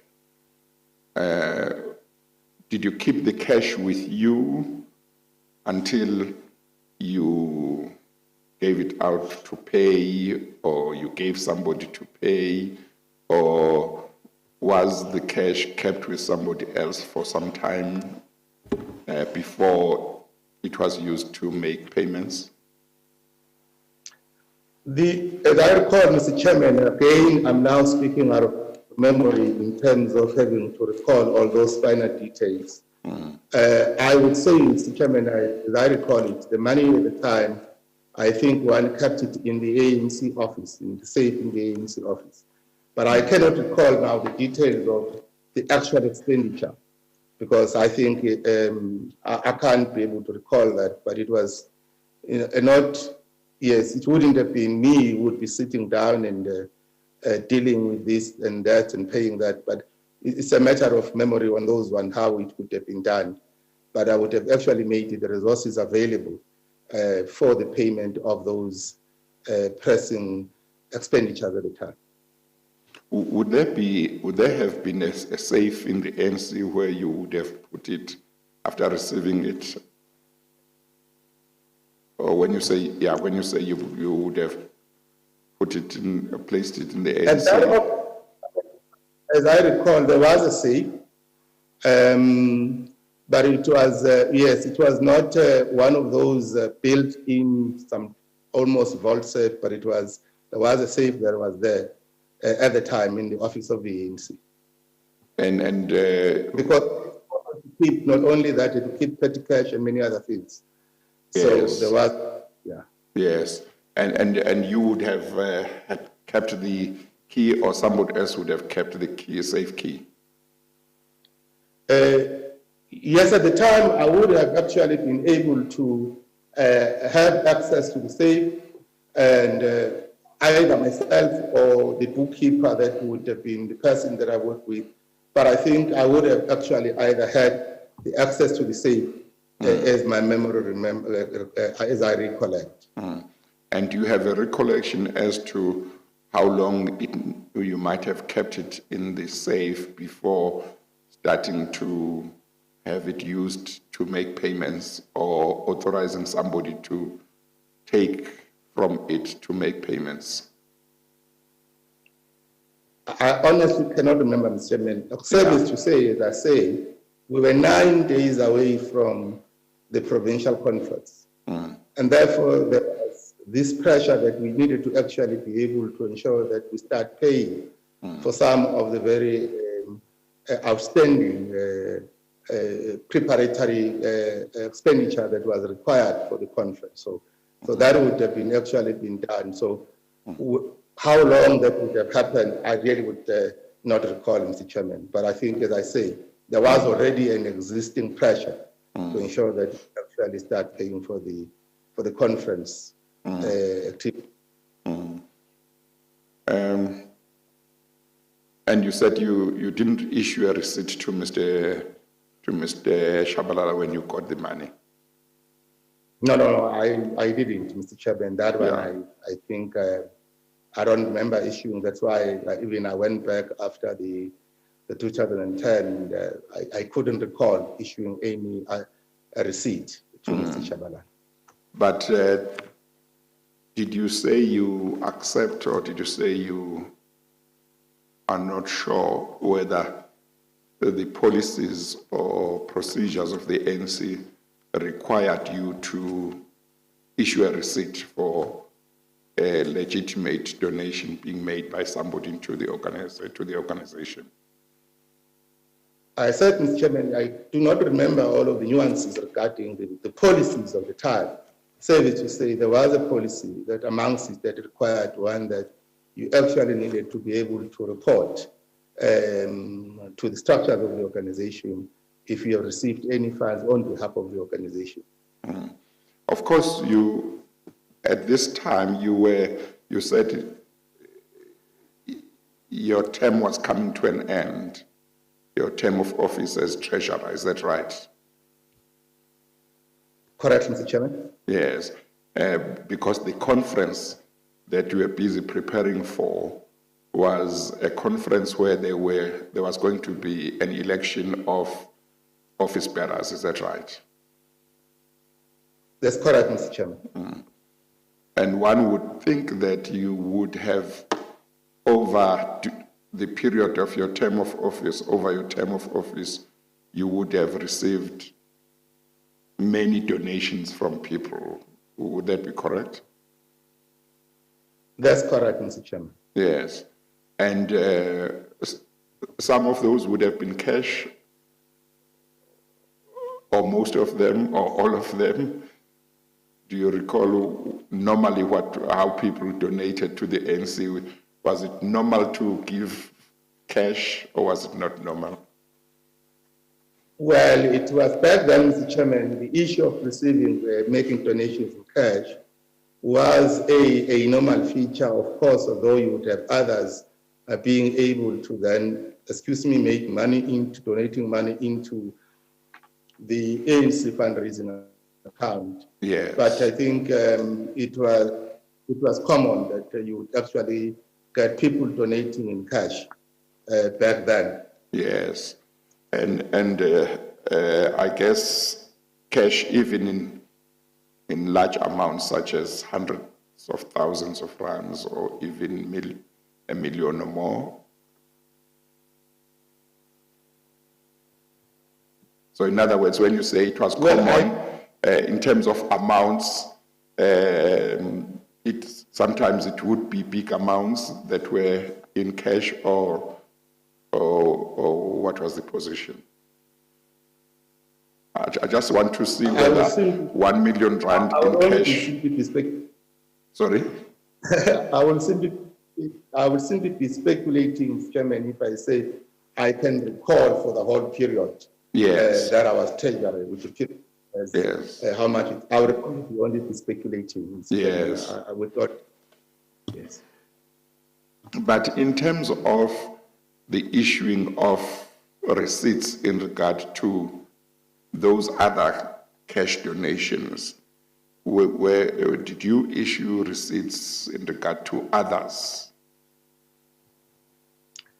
I may have to recall, Mr. Chairman, as I say that honestly, as I say, I can't recall whether in all others or in others there were any receipts that we issued. As I say, some would come in, and if they come into the office without me being there, of course, the officials that were there would have been able to receive the donation. But as I say, the requirement is that there would have been a procedure. I just can't recall of the detail of the procedure of the time, but there would have been a procedure that would have been operational at that particular time. Mm-hmm. Mr. Halley. Thank you, Mr. Chair. And as the treasurer for the ANC, presumably one of your responsibilities would have included ensuring that... Sorry, Mr. Chairman, I'm just battling with the camera here. I'm not sure whether my attorney just can assist me before the question is asked. So I can have the camera.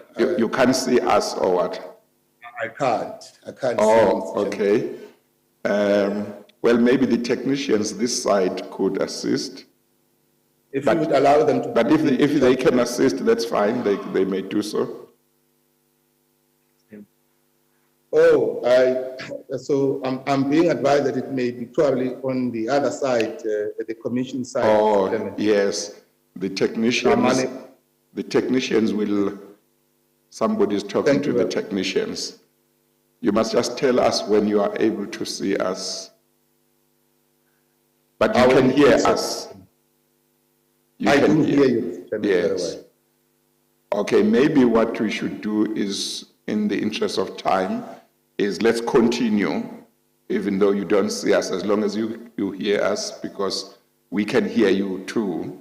And you will let us know when you can see us. Of course, Mr. Chairman, I will do so. Yes, okay, Mr. Halley. Thank you, Mr. Chair.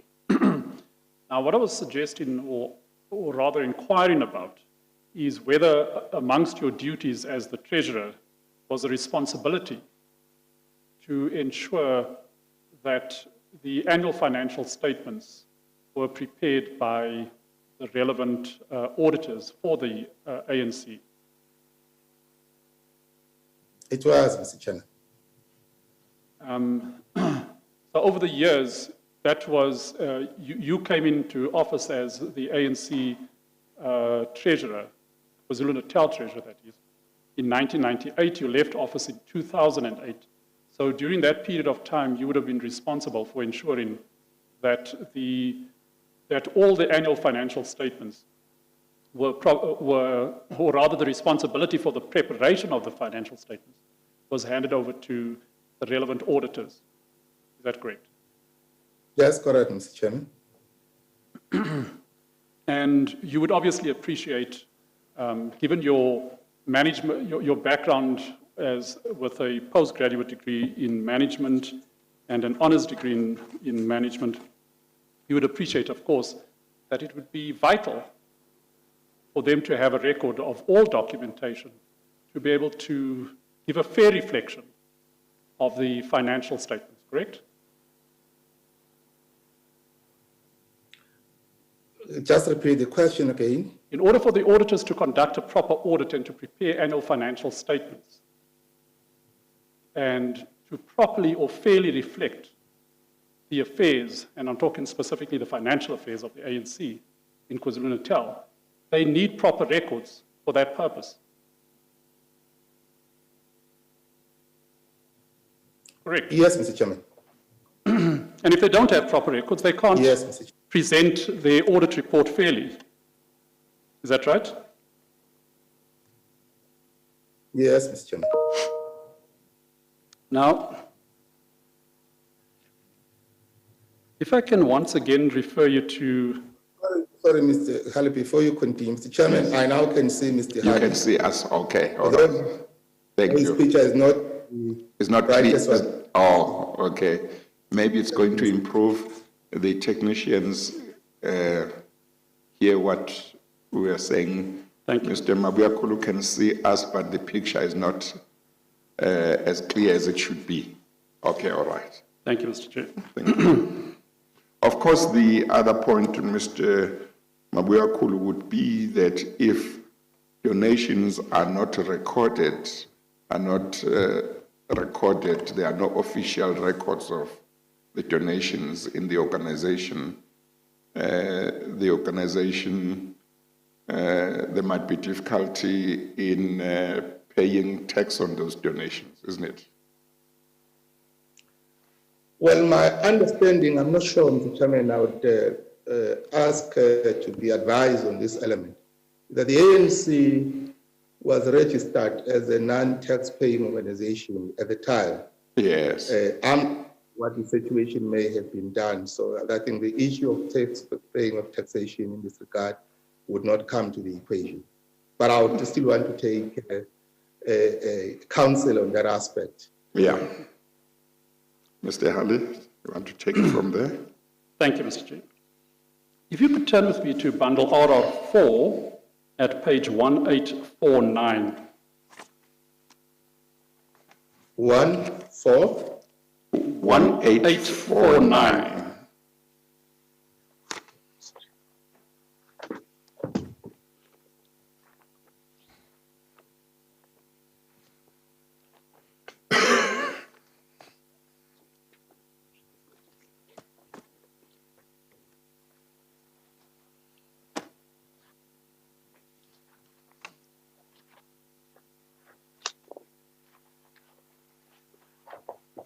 Thank you, Mr. Chairman. I'm M to 18RR4 1849. Thank you, Mr. Chair. Yes. Now, these are the financial statements, the ANC's annual financial statements for the year ending 31 March 2009. Yes, Mr. Chairman. And if I understand correctly, or the auditors, who are Manasi and Associates, chartered accountants and auditors, they reflect the income of the ANC. If you turn with me to page 1853. Yes, Mr. Chairman. For the year ending 31 March 2009 to be 7,277,706 rand. You see that? Yes, Mr. Chairman. Now, if I understand correctly from the letter from Ungubani Walls Incorporated, that we referred to earlier on in your testimony, the figure of 1 million rand would have been captured in this figure of income, is that correct? It was part of this That's globular correct. amount. Is that right? Yes, Mr. Chairman. And that was based But on I an must instruction. Pardon me? Mr. Chairman, though, let me put a caveat as well, Mr. Chairman. Yes. that, at the time when these financial statements were made, I was no longer provincial treasurer, but I think the point raised, I take. Okay. Thanks. And when you give that caveat, I'm just trying to understand why you provide the caveat. Are you saying, is there anything about those figures that you disagree with? Obviously, you weren't responsible because you weren't responsible for the way in which it was prepared, because you were no longer the treasurer. But subject to that, is there some criticism, as it were, that you have of those financial statements?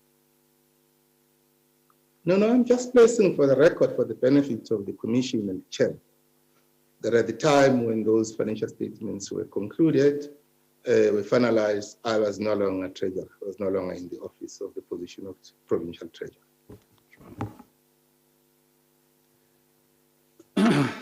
Now, I'd like us to go back, if we could, to bundle LEA 27. Bangi? Bundle LEA 27.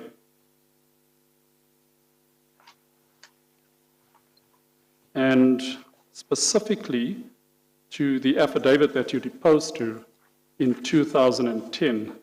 I'd like you to turn to page 28 of that bundle.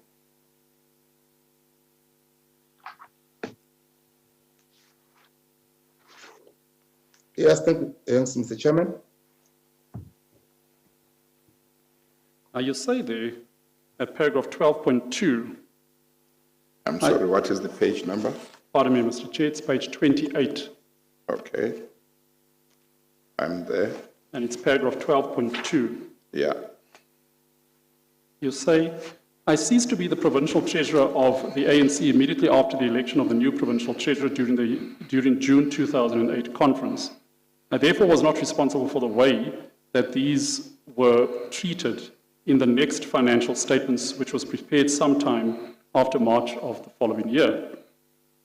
For that reason, I cannot specifically say if the donation was included in the Treasury's report to the provincial government, to the provincial General Council, or in the globular amount of 7,227,707 rand, listed as a donation in the income statement. See that? I do see that, Mr. Chairman. Yes. I'm trying to reconcile that with what was conveyed by your attorney on your instructions in paragraph 7 of the letter by Umkubani Worlds Incorporated. Would you turn What I said, Mr. Chairman, as I said earlier, is that I gave the report to the conference on the donation. And the issue of how then in the actual financial statements would have been treated finally when the financial statements were put together would have happened when I was no longer in office. I think that is the context that is given there in 12.2. Well, isn't the position that whatever the auditors would have looked at would have been money that had been receipted in the organization in terms of what they work with? They wouldn't have taken into account money that never officially came into the books of the organization and the accounts of the organization, isn't it? I would not know how the auditors would have dealt with this particular case. However, in my mind, Mr. Chairman, the clear matter here is that there was an expenditure on the items of the item that needed to be paid for the organization that were paid for, and that those would have been part not only of the treasurer's report, that would have been part of the expenditure item that money would have spent on behalf of the organization. So,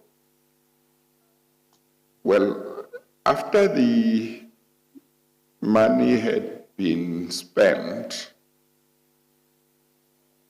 would you have taken the trouble to make sure that all receipts that related to payments made from this money that you knew had not been officially receipted were preserved and were known to say these receipts relate to this donation that won't be reflected in the books of and the account of the organization?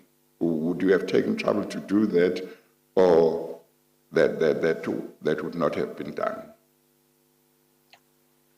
Well, Mr. Chairman, in this particular instance, as I correctly have actually indicated to the chair and the commission, is that the details of capturing the expenditure, post-conference, would have happened after I had vacated office.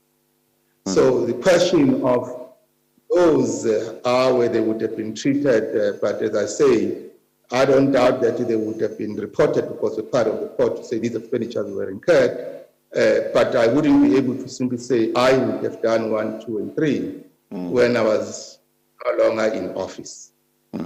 That is but I was talking about prior to the conference. I assume that the money was dispersed, as you put it, prior to the actual conference taking place.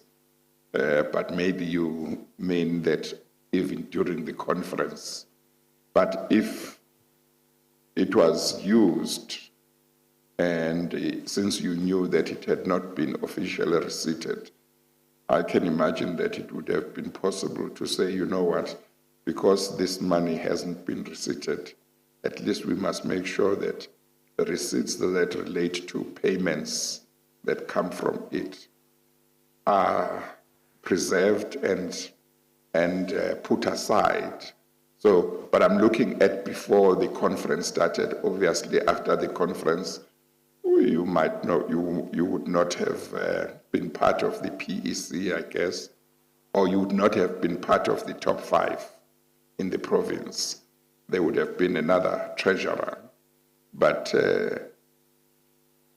I'm wondering whether you would not still be concerned to say, you know, there is this money that has been used, and maybe I should even tell the incoming treasurer about this money, and I must make sure that officials, well, by officials I mean the staff in the ANC who deal with money, they put these receipts aside so that I can account properly for that amount.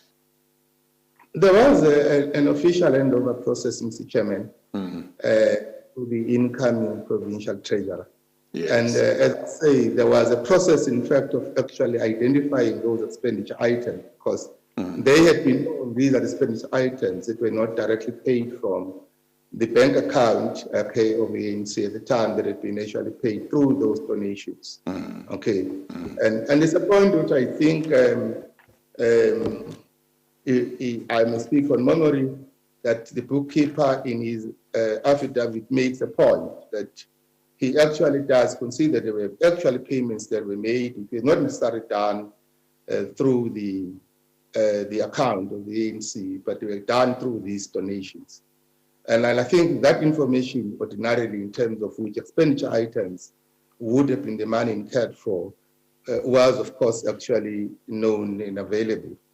It wasn't just a matter for the only thing for the information of provincial treasurer. But there was, of course, a handover process that identified all of the donations and other things that had been paid. Yes, Mr. Halley. Thank you, Mr. Chair. Now, you've referred to an incoming official and you've referred to a bookkeeper. Is this one and the same person? Or are these two different people? I'm referring to an incoming provincial treasurer as an official of the ANC. Okay. Now, who was that person? Do you recall? It was Madame Peking Konyeni, who became the provincial treasurer at the time. And who was the bookkeeper that you were referring to, who gave an affidavit or a statement? The bookkeeper was Mr. Delani Mzila. Mr. Who? Is it Mr. Dan Mzila? Delani Mzila. Oh, Delani Mzila, yeah, okay. Okay. Now, can you turn with me, if you don't mind, to bundle RR4? That's the letter of Ngubane Wills. And I want you to turn to page 1842.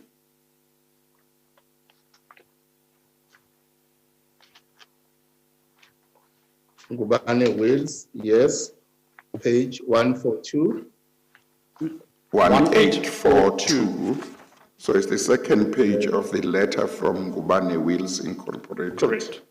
That we referred to earlier.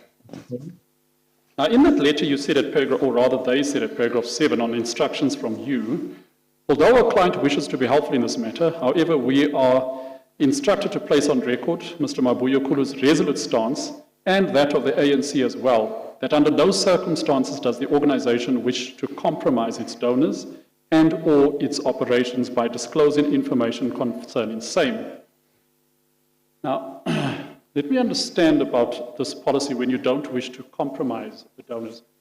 Is this the identity of the donors? Is it a secret not only from the public at large, but also from other ANC members as well?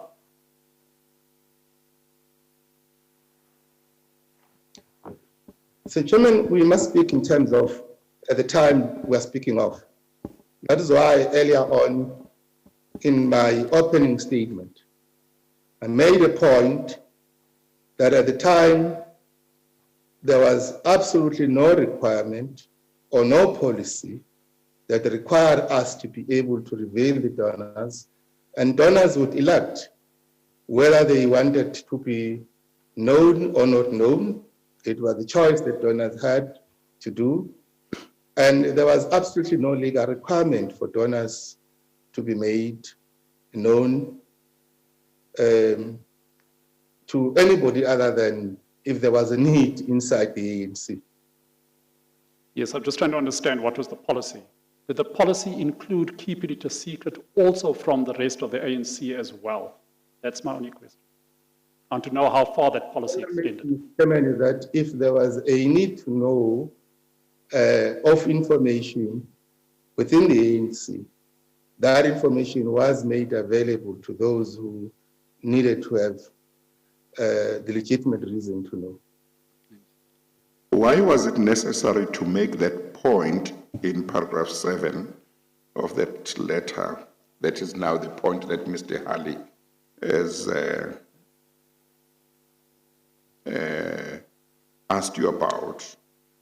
Why was it necessary to make that point in this letter? Because in this letter, that Mr. Shabalala was the one who had given you the 1 million rand was disclosed. So this letter says in paragraph 4 that the 1 million rand donation given by Mr. Shabalala was used as part of a package of donations received in the run-up to the ANC KZN Provincial Conference. So the question, and then in paragraph 7, the letter says, although our client wishes to be helpful in this matter, however, we are instructed to place on record Mr. Mabuyakhulu's resolute stance and that of the ANC as well, that under no circumstances does the organization wish to compromise its donors and or its operations by disclosing information concerning the same. Well, Mr. Chairman, you are speaking to a layman, and when you give instructions, you don't see it as a client, and therefore you construct it word for word.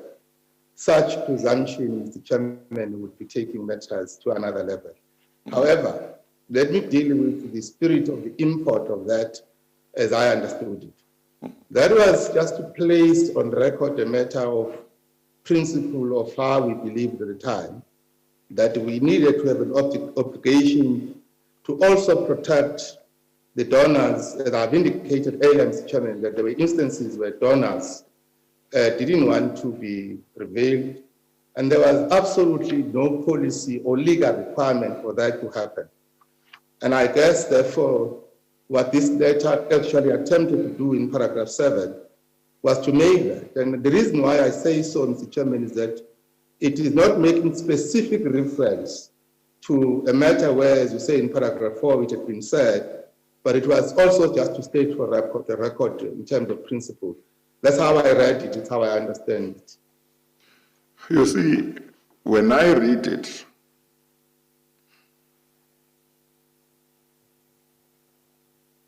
it seems to me to give rise to an understanding that you and the ANC, who are Ngubane and Wills Incorporated clients, did not want to disclose the identity of the donor. That's why the letter says both of you were resolute. I think that that's the word used, if I'm not mistaken. Resolute, that under no circumstances will you disclose the identity or disclose or compromise the donors and operations. So one says, but if your understanding was that Mr. Shabalala was the one who was giving the donation, you had already disclosed him in the letter. There would be no need to put this paragraph. But if your understanding was that Mr. Shabalala was not the donor, he was just the conduit, then one would understand why you would emphasize that point. You understand the reasoning? I understand it, Mr. Chairman, but I beg respectfully to differ. No, by all means, but I just want you to, I want to give you a chance to deal with that understanding, to say, maybe you say, you understand it differently and these are the reasons, and you can say, here are the reasons why one should not understand it the way I'm understanding it. Yes, Mr. Chairman. Yes. Here is the reason. The preceding point, first of all, the first point is that we make under paragraph 4, as you have correctly mentioned, that who was the donor of the 1 million rand. Had we had an intention to conceal that, we would not be able to venture that upfront. So I therefore say, Mr. Chairman, that corollary of thinking that the chairman has is negated by the fact that under 4, we do state who the donor is. The second element, if you read it correctly under 7, and I respectfully say, Mr. Chairman, is the reading of a layman, is that it is couched in such generalities that it is not specifically talking about the donor. It is talking about donors or its operation, which is now couched in such generalities to actually just express a principled position. And that's how I actually say, Mr. Chairman, respectfully, my understanding at the time and my understanding now was simply to convey a principled position. But having accepted that in this particular case, we had already been able to disclose who the donor was. Of course, I must hasten to say, you don't say expressly that Mr. Shabalala was the donor. What you do say is the donation was given by him. Of course, he could give the donation if it came from him, but also he could give the donation if he was simply a conduit. You would accept that, isn't it? Well, I would accept that, Yes. that I'm speaking, Mr. Chairman. However, the truth that I've actually said, Yes. and which I want to stand by, Mr. Chairman, is the fact that I don't know of any other person other than Mr. Shabalala, and I never asked Mr. Shabalala whether the money had come directly from him or he had raised it from anybody else. So I received it. So that is the factual situation. Of course, when you put it like that, it follows that then you can't say Mr. Shabalala was the donor. All you can say is he gave you the donation. But whether he was donating it himself or he was just a conduit, you can't say. Would you agree with that? No, I agree with that, Mr. Chairman. Yes. That's why we couch it in the saying that we couch, that we Yes. received the donation from Shabalala. Yes, And yes. we Yes. can't go beyond that and Yes. then conjure up something that is not based on any facts or logic. Yes. Mr. Halle? Thank you, Mr. Chairman. Then, if we continue with that paragraph 7, you're going to say, or at least the attorney is going to say, that's safe to say that the particular donation was included in the report to the conference in the Treasurer's report. Specifically, it was included in the globular amount of 7,227,707 rand, listed as donation in the income statement. Now, we know from your affidavit that you gave in October of 2010, you said, I cannot specifically say if the donation was included in the Treasurer's report to the Provincial General Council or in the globular amount of 7,227,707 rand, listed as a donation in the income statement. So I'm trying to understand the conflict between the instructions that you've given to the attorneys and that the attorneys have conveyed to Ms. O'Brien and the statement that you've given in your affidavit. They're clearly two different statements. In fact, they're in direct conflict with each other. Well, let me attempt to be able to clarify matters, Mr. Chairman, as I understand it. The first matter there is a report that was presented by myself to conference, which the report says that it was included in the report to the conference in the Treasurer's report. Now, which I gave that report to conference. And the second element is then dealing with how then the report would have been treated post-conference, meaning the PGC. The PGC is not provincial conference anymore. It is the Provincial General Council that would have taken later, either later in the year or in the following year. And therefore, that is where the matter, I think, would have been marked in the writing. But I think it's attempting to explain those two things. Firstly, that it would have been part of the report to conference, but then because you're then dealing with the report of the PGC or the financial statements that are processed after one has left office. I think that is the issue that even there, that we may say that maybe they would have been clarified a little bit more by those who wrote the letter.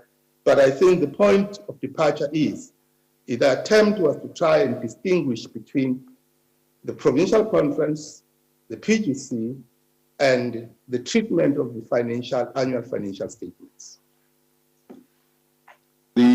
So you say that in the Treasurer's report to conference, to the provincial conference, this donation was included. Yes, if I remember very well, Mr. Chairman, it would have been included as part of the sum of the other monies that had been raised, because it was not about raising one donation. Yes. So the letter would have said that it would have been part of those monies that were raised.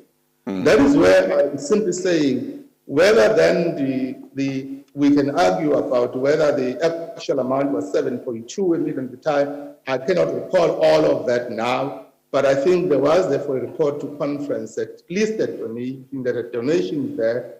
Then I'm saying it was part of the global amount of the donation that one had reported to conference. But reporting to conference is just part one. You then need to then treat it into the subsequent reports, which is the PGC, the reports to the PGC and the Provincial General Council and the annual financial statement. And I think the attempt is being made to try and clarify the distinction between those elements, with some of them occurred when I was no longer in office. Yes. So in the Treasurer's report, when you say you think it was included, you don't sound very definitive, and maybe one should understand that. But would the report have made it clear that you were talking about a particular donation of 1 million rand? Because I think if you just mentioned a globular amount, I'm not sure that the report can be said to have made it clear that you were reporting that you received this donation. As a matter of practice, Mr. Chairman, for your benefit, in my 10 years as provincial treasurer, I never went to conference and to item donations from individuals. Sorry? We never did that because the day that we never went to itemize in the public records of the donations from individuals or from companies, because that report would have easily leaked, find its way to any other, and that's why we used to treat it in the global amounts. Okay. Even if we on record. So we never then identify donor A, donor B, donor C, and therefore identify them. We never did that, Mr. Chairman. Okay, so when you say it was included, is it correct that all that you are saying is the globular amount that conference was told about of donations, that were received, included it in the calculation? It was calculated, but there would have been nothing in the report that specifically indicates that there is this particular donation. It would just be part of donations received. That is how, Mr. Chairman, we always treated donations. And in my tenure, I never actually ever put a report that itemized the donation. Yes. No, any of my predecessors had actually ever done that. Yes. So if you had received various donations from different sources, including this one, you would simply add them up and then say in the report, we received like 100 million rand donations. Which one came from whom and how it came, nobody would know that. Is that correct? In terms of the report? We wouldn't receive the 100 million, and I don't remember ever receiving 100 million. Okay, let's say 10 million. what we would do, Chairman, we would do exactly what the chair is saying, but we would then take a report and then we would share that report with the leadership in terms of the finance committee and the officials, because at that level we were able to share information. And I must indicate, Mr. Chairman, that there was always sensitivity around the protection of your donors, because as I say, some used to expressly indicate that they wouldn't want to be made known public. There would be those donors that would make themselves available. In that instance, we would then be able to ensure that we therefore acknowledge them, and therefore we actually write letters of acknowledgement to them. But that would only happen to those donors that don't have a difficulty. But even in those instances, we wouldn't sit and then in a meeting with 3,000 or 4,000 people and there go and stand and say, I'm presenting the Treasurer's financial report, which itemizes all of the donors, because we never did that, Mr. Chairman. Okay, all right. Mr. Hallis, Thank you, Mr. we're nearly 25 to 8. I think we should try and see whether we can finish by 8. Thank you. Thank you. And of course, you need to deal with the put questions, such questions as you wish to put to Mr. Mabuyakhulu in regard to the issue he raises of the link between the donation given to him by Mr. Shabalala and the donation given to Kubone and Shezi attorneys by Intaga Group. Thank you, Mr. Chair. I'll in fact conclude with that. Oh, okay. Now, so if I understand what you're saying correctly, in essence, and I'm not saying that this is necessarily what occurred as a fact, but the reality is the validity of the record, the Treasurer's report, is dependent entirely upon the integrity of the relevant treasurer. In truth, the treasurer could have received 20 or 30 million rand more, but nobody would know that from the ANC because it's simply not recorded in the books. Everything is given as a globular sum. Would that be a fair statement? Necessarily with that proposition, Mr. Chairman. I'm the reason why I don't agree, because I'm sorry. Just start afresh giving your answer, Mr. Mabuyakhulu. You were speaking softly, I couldn't hear. Sorry, Mr. Chairman.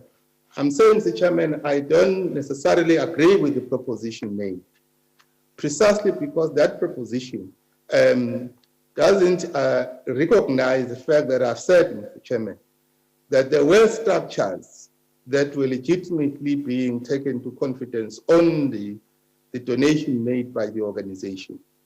And therefore, even if you were not actually given to the whole of the structure sum of the membership, which mean many people, but you would have actually, of course, been able to take into confidence your colleagues that you serve with, particularly in the Provincial Executive Committee, and I'm meaning here in the officials as well as in the Finance Committee, that you would be able to then actually then brief them in that regard. So it's not necessarily that it would be simply, if I would put it, only on the goodwill of the treasurer. No, I don't necessarily agree with that assertion.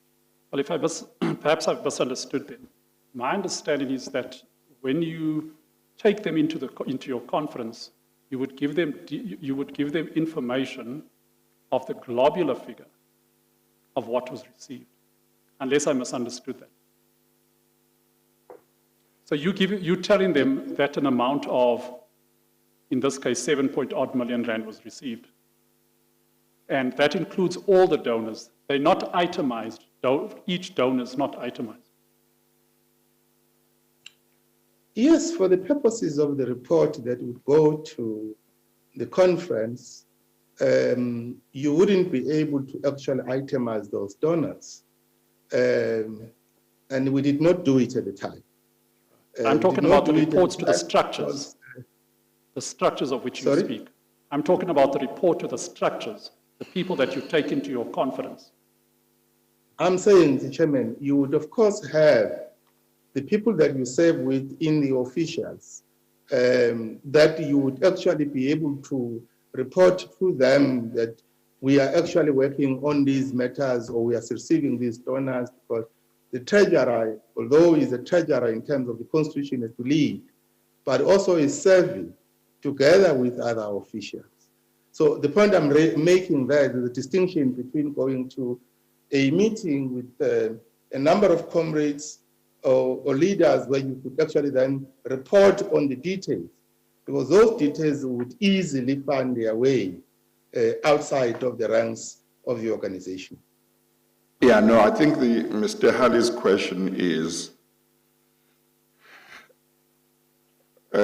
whether when you tell officials, let us say the Provincial Executive Committee of which you would have been part, whether as treasurer, whether one, though they are some of the people that you would tell about this kind about donations, number one, in confidence. Two, whether when you tell them you would give details, or whether you'll simply still say, you know, we have received 7 million rand in terms of all the donations, or whether you would give more details. That's what he's asking. When you speak to those that are your colleagues serving, for example, in the PEC, or the top 5. Well, or the top 5, maybe not the PEC. Yes, the top 5, yeah. I'm with you there, Mr. Chairman. Yeah. Of course, yeah. you would share the information with the top 5. Yeah. But you would not necessarily share that information with a bigger, because when you prepare those statements, financially, you're going to prepare your report, for instance, you would then be able to then take your top 5 and around those officials that needs to report. They will then be able to indicate some of the things. And as I said, it's where I said earlier, they could then be questions that even others would ask. At that level, everyone, I think, would be entitled because of the level of at the top 5, let me say it that way. They would be therefore entitled to ask questions if there were any asking questions of clarity. Then you would explain to them how are we dealing with these issues of donation. Would you disclose the identity of the donors to the top 5? Or Ordinarily, Chairman, I must be honest that unless there was a question, we wouldn't actually just go there. But if the top 5 wanted to ask who is constituting these donors, then you would do it, Mr. Chairman. Yeah. Because you would actually be able to do it. But we worked on the basis of being able to account to one another, but also to report to one another. Mm-hmm. But that report to the top 5 would not be in writing, or would it? Or would it be in writing? Normally, what would actually happen, because these are the officials meeting, you would actually be able to then say, when you are preparing your report that you are going to be tabling, then you therefore share that report with the officials. In that instance, if there are questions, normally they would be actually sharing with them what I am going to report on, so that everybody and part of that process of the officials would, if they ask questions, you then answer on the report. And you can give them more details, which ordinarily you wouldn't actually be able to give the details to the others.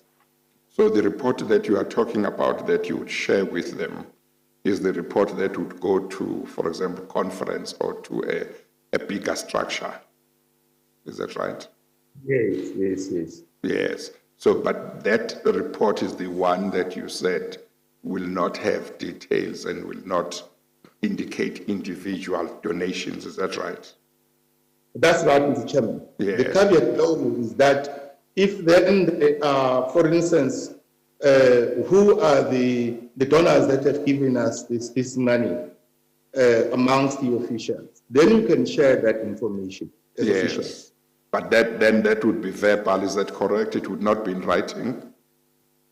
It would almost be actually doing it on the basis of verbally, because you'll be taking it either into a confidence. Okay, all right. Mr. Halley. Thank you, Mr. Chair.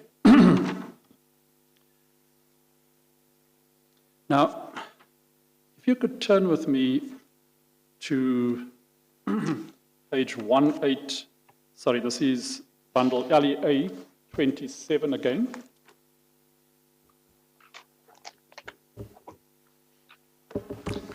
Can I ask this question while you are moving to the other bundle? In the letter from Ngubane Wills, it says, that letter says that you handed the money, the donation to the ANC. Is that correct?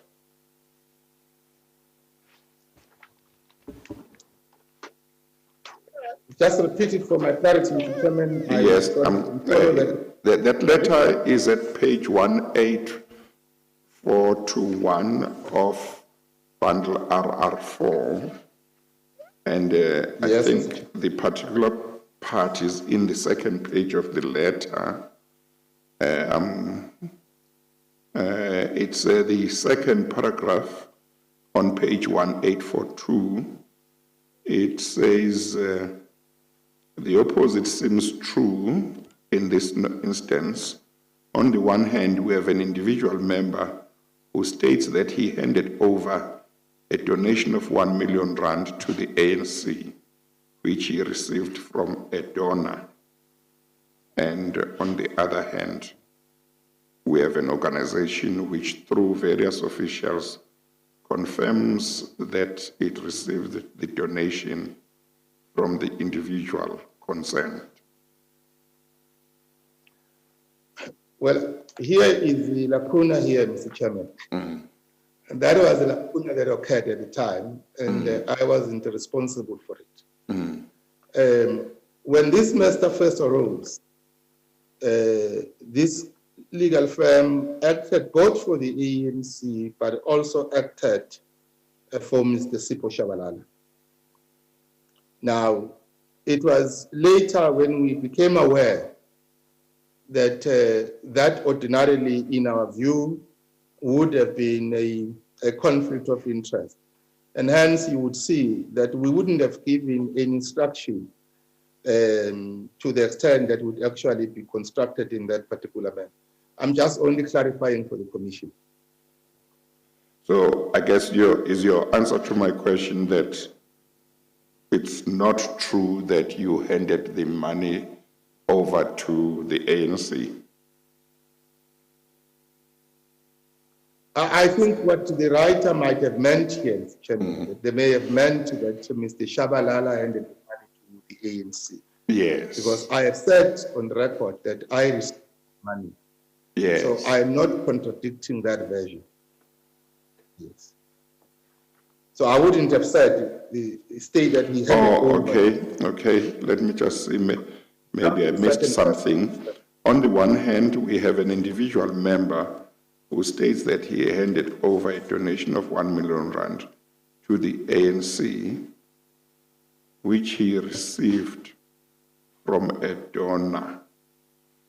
Now, if the reference to individual member is a reference to Mr. Shabalala, as you seem to be suggesting, then it would mean that what they are saying is that Mr. Shabalala handed a donation of 1 million rand to the ANC, which was to you, okay? I saw, Mr. Chairman. Yes, which was to you. But then they say which he received from a donor, that he can't be you. If this is to make sense, it would have to mean to be a reference to Mr. Shabalala. Okay? With all respect, Mr. Chairman, I'm expected to answer on a letter written by lawyers here. I wouldn't know. Yes, no, but I want to tell you what I understand this to mean so that you can comment. Now, I initially thought that they were talking about you having handed the money over to the ANC, and you made the point that probably they meant that Mr. Shabalala handed the money over to the ANC, meaning to you. That's what you said. That is what my understanding of the Yes. No. I accept. I have no. I accept that you are saying that's your understanding, but what I'm then saying is, on that understanding, the reference to he, when it says which he received from a donor, would have to be Mr. Shabalala. And in other words, they would be saying, Mr. Shabalala said he received the money from a donor and he handed that money over to the ANC. And of course, this may become important in terms of what we discussed earlier on. You remember that we talked about whether Mr. Shabalala was just a conduit or whether he was the actual donor. And you said, well, earlier on when we were discussing parts of this letter, you said, well, you disclosed Mr. Shabalala as the donor. But then I said, well, maybe it might not mean that. He might not be the donor. And then we came to a point where you said you actually don't know whether Mr. Shabalala was actually the donor or whether he was just giving you money that had been given to him to pass on to the ANC. You remember that discussion? I correctly remember, Mr. Chairman, and I still concur with your articulation that as I sit here, because I've said to the Commission, I've never asked Mr. Shabalala whether he was himself the donor or whether he had raised the money from other people. I didn't ask that. So I therefore can't vouch for whether Mr. Shabalala was therefore the donor, but I received donation from him. So for the purpose of this commission, we received donation from Mr. Shabalala. Yes. No, but you also understand, you might agree, you might not agree, you might not be able to comment. You also understand the approach that says, where the letter says which he received from a donor, that must refer to Mr. Shabalala if the earlier reference to an individual member is Mr. Shabalala. Or you say, hey, this is too complicated now. I'm saying, Mr. Chairman, what is put to me is a version that I cannot be able to answer from one way or another. My knowledge. I have no knowledge of such. Yeah. And I would rather leave to those who may have the first knowledge about it. I don't have it. No, that's fine. Mr. Halley? Thank you, Mr. Chair.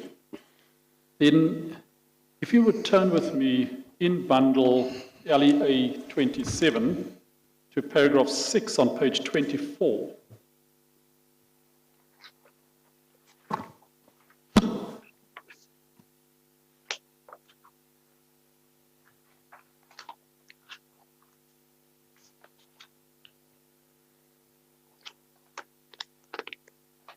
On page 24. That is correct.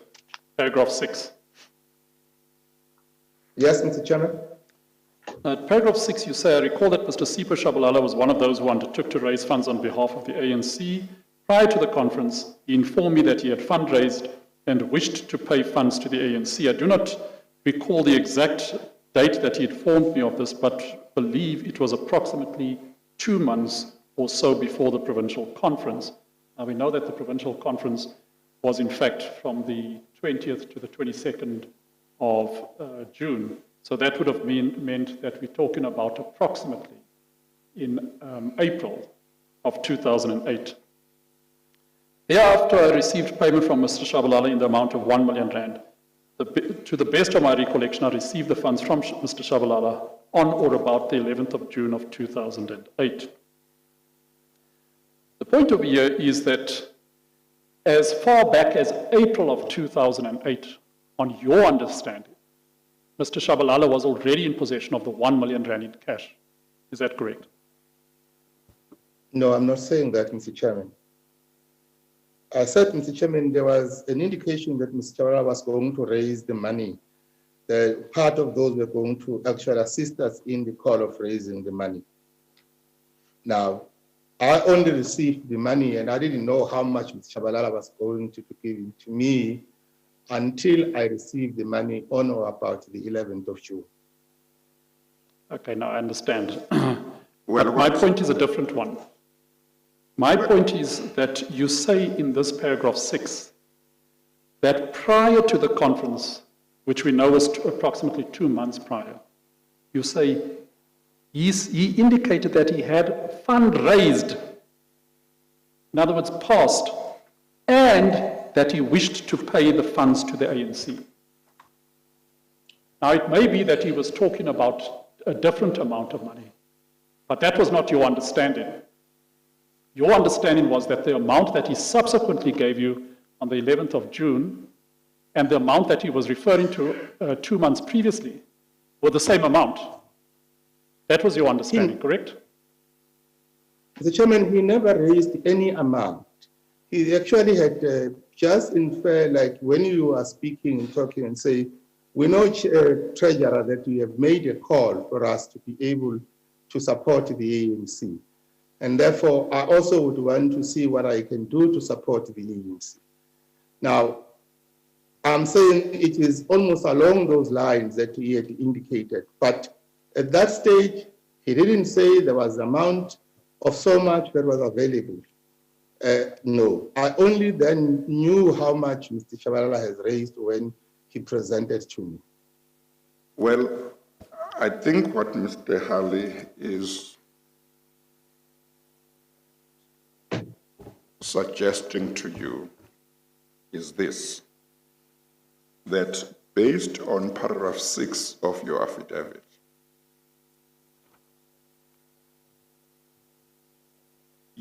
you have to say, or you had to understand at the time, that this donation wasn't coming from Mr. Shabalala's own pockets. It was part of the funds he had raised for the ANC. Because in paragraph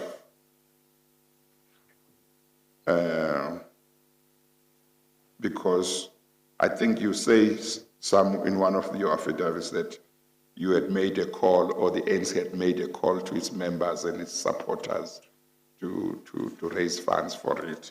And you say he said to you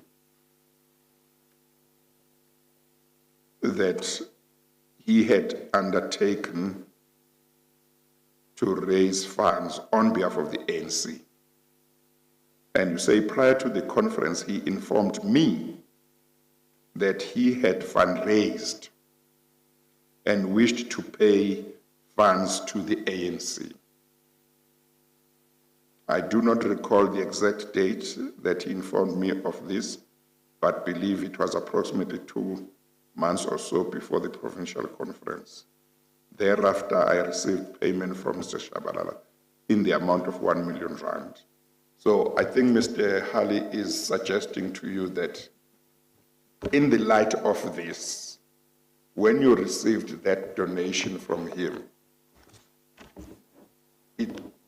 you could not have thought that it was coming from his pocket. You had to think that it was part of the money that he had raised. What do you say to that? Mr. Hali, is I'm that saying what you... That is Yes. accurate, Mr. Chair. Yes, okay. What do you say to Chairman, yes, in the construction of paragraph 6, which of course I would have been guided and advised how it is being constructed, but here is the import of what I'm making to the commission, is that Mr. Chabalala would have indicated or intimated to me prior that he was responding to the call that we were making to the ANC members. But at that stage, Mr. Chairman, he did not indicate that there was already money, as I recollect. It may have been not properly captured here, that as I recollect, he didn't indicate that there was money then available. And the only time I ever knew how much Mr. Shabalala was actually handing over is when he actually then gave the money to us. Yes, but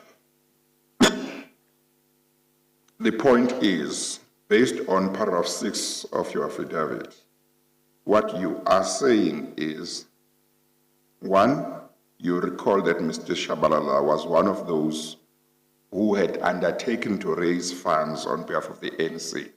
That's the one point you make, okay? Yes. The second point you make is, prior to the conference, he informed you that he had fundraised. In other words, when he was telling you, he had already done the fundraising. And he said to you, he wished to pay the funds to the ANC. One, there was a call by the ANC or by yourself on behalf of the ANC to say, members of the ANC and those who support the ANC, please, the ANC needs funds. There's going to be a conference. Please donate and raise funds and so on. And you are saying, you recall that he was one of those who made the undertaking that I will raise funds on behalf of the ANC. And then you say, Yes. having made that undertaking, prior to the conference, he then told you, I have actually fundraised for the ANC, and I wish to pay funds to the ANC. That's what you say he said to you. And then you say, you don't recall the date when he informed you of this, but you believe it was approximately 2 months or so before the conference. And then you say, thereafter you received payment from Mr. Shabala in the amount of 1 million rand. So when one reads this paragraph, it seems that it can only mean that the 1 million rand was either part of the fundraising that he was talking about, or it was the whole amount that he had fundraised on behalf of the ANC. Would you accept that that's what it means? Let me accept that version, Mr. Chairman. Accept it on the basis that he did indicate, Mr. Shabalala, that he was going to, one of those who were going to respond to our call, and that he himself was going to ensure that there was a donation that is made available to the ANC. Now, along those lines, therefore, whether that donation came from him or came from another person, that is the only point, Chairman, that I wouldn't be able to know. But other than that, I think the version would be accepted. But he would not say he had conducted fundraising if he was just donating, taking from his own pocket, isn't it? I'm not He sure. would be donating himself, his own money. He would not be fundraising from himself. I'm not sure, Mr. Chairman, that one, honestly, the only person that can only speak with any distinctively is Mr. Shabalala himself. But for me, the important thing is that if he might have actually been able to fundraise from others, which is a version I accept, Mr. Chairman, I'm not saying that it is not a version. He may have raised it from, but the fact of the matter is that I never asked him about the source of the funds. Yes. But I think the proposition was simply to say, on this version, or on what you say he told you, and the sequence of events leading to the payment, to the handing over to you of the 1 million rand donation. It seems that he was giving you either the total amount of the funds he had raised on behalf of the ANC or part of it. I think that was the proposition in effect, and therefore that you. I can live with that proposition. Say that I don't know if Barasi, only person that can say so is Mr. Shabalala himself. Yeah, but I can live. You can live with it. Yeah, Mr. Halley. Thank you, Mr. Chair. We are 5 past. We must stop. I think we can. Past. Yeah, I think we can wrap it up. My understanding. But I think if you are able to, it may well be that some further questioning of Mr. White is necessary in terms of that diagram. Yes. But if you are able to ask questions to Mr. Mabuyakhulu in relation to that diagram, I think that would be important, because for him, the issue of the link is quite important. And I think it's quite something, yeah. If I can tell you, I'll take you to the diagram in a moment, and I'll wrap up with the diagram. But to be able to explain what Mr. White is saying in the diagram, can I take you to page, to RR4 at page 1383?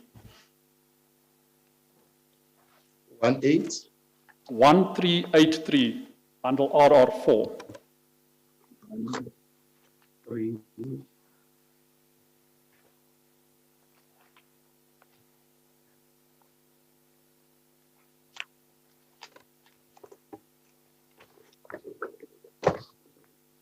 Is it RR4 118? Yeah? 1383. Mr. Chair, this is RR4, bundle C.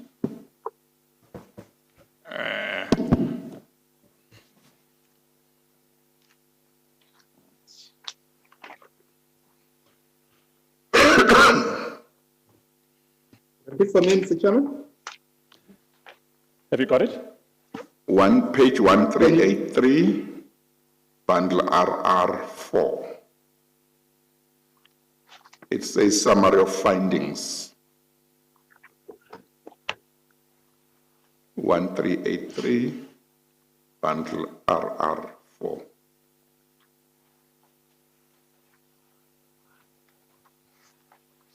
Sorry, Mr. Chairman, I'm trying to find it. Have you got the right bundle? I think I'm having it, Mr. Chairman. I think this one we might not have used earlier. We haven't used it. Yeah, it's a new bundle that we didn't use earlier. It's 183. 1383.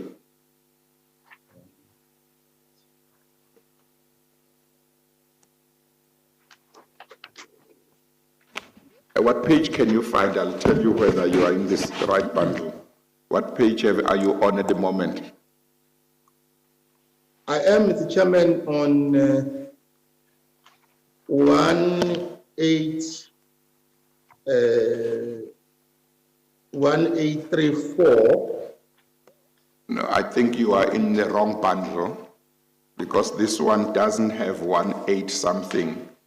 This one, the first document on this bundle is Mr. Trevor White's affidavit TSW 12.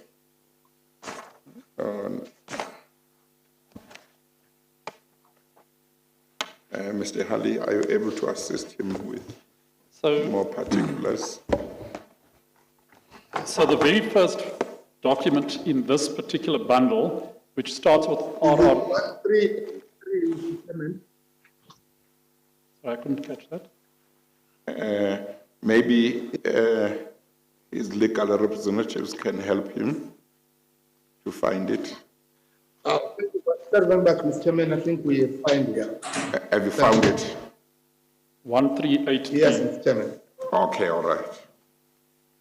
Yes, continue. Thank you, Mr. Chair. Mr. Mabuyakhulu, look at paragraph 65.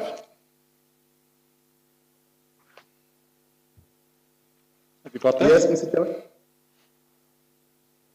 He says, based on the explanation provided by Mzila, and we haven't looked at that yet, so don't worry about that for present purposes, regarding the discussion he had with Mabuyakhulu a while after the provincial conference about the donations used to fund certain expenses, it is evident that the issue of the receipt of this donation of 1 million rand and the creation of an explanation for the non-accounting, therefore, was only started after inquiries in May 2008, and that Mabuyakhulu has played a significant role in assisting Shabalala with creating a scenario, no matter how improbable, based on the documents, to support Savoy's explanation that the donation was to the ANC.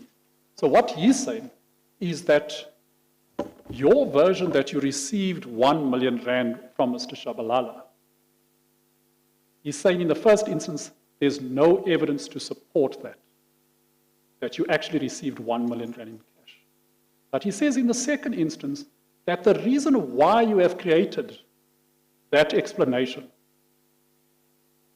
is in order to assist Mr. Shabalala to explain that when he received the amounts from Mr. Savoy through Intaka, that he had in fact paid it back.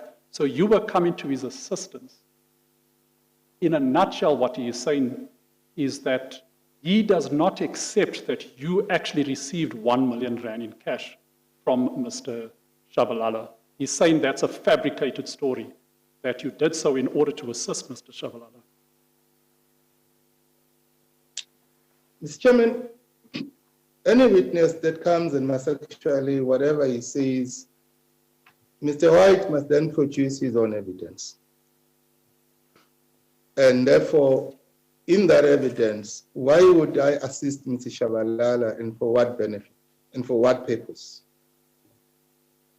I flatly deny, Mr. Chairman, that I ever played any role in assisting anyone in this instance. All what I reported was the factual situation that I had received a $1 million donation. And I never at any stage ever showed that I had knowledge about the source of the money or otherwise, which I don't.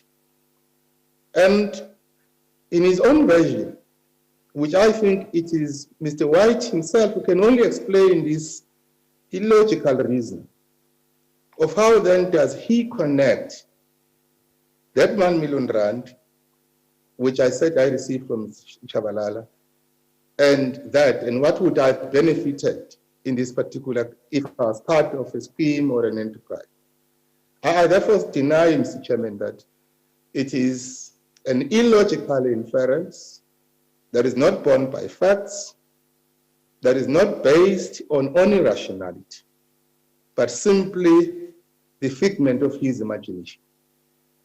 Well, he's not saying that there's a connection between the 1.053 million rand that was paid over by Intaka to Shezi attorneys, and the amount of 1 million rand that was paid to you. He's saying there's no connection between those two amounts. He's saying the second amount doesn't exist. That you came up with that story in order to assist Mr. Shabalala. So he's agreed with you that there's no connection, but where the two of you differ is on the basis of whether the 1 million rand exists at all. There are two aspects of that matter, Mr. Chairman. I place on record, as I've done, that I did receive a R1 million donation. And there was no reason I would have actually said I received a donation if I did not. For what purpose? For what intention? Now, he who makes this allegation ought to be the one that is actually cross-examined on the basis and the bona fide of this allegation.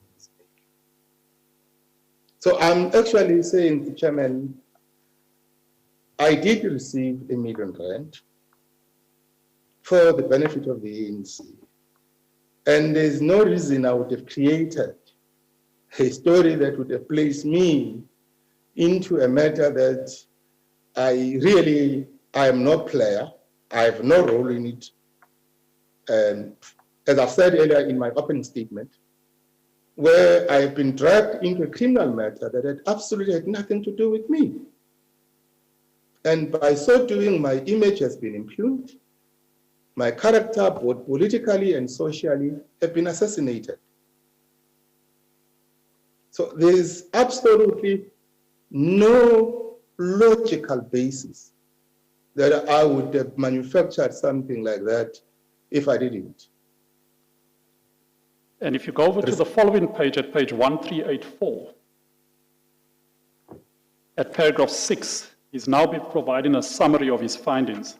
He says the following. I'm sorry, Mr. Halley, where does Mr. White say there is no connection between... No, that's my inference. I'm saying Mr. White is saying that this money doesn't exist. Well, you put it as if it comes from him, or at least that's how I understood it, but So, you see, if... So this is Mr. White's affidavit. Yes, but why do you, what makes you say that there is no connection, that he would argue that there is no connection? If I could just read paragraph 6 so you can see the two connected to each other, Mr. Chair. Yeah. He then says, this is now, as I've said, a summary of his findings. He concludes by saying, Mabuyakhulu alleged that he had received R1 million in cash from Shabalala on behalf of the ANC, in brackets he says, and not R1,053,000. There is no other evidence that the said money was received by the ANC. And I have to date not been provided with a copy of a receipt issued by the ANC confirming receipt of R1 million. Mabuyakhulu has further not provided any explanation as to why it took 14 months from the date Koboli received R1,053,000 from the Intaka, being 12 March 2007, until 11 June 2008, when Mabuyakhulu alleges he received R1 million from Shabalala. The latter only occurred after the inquiries were made within the ANC regarding the donation in May 2007, as it was the subject of an investigation by the DSO.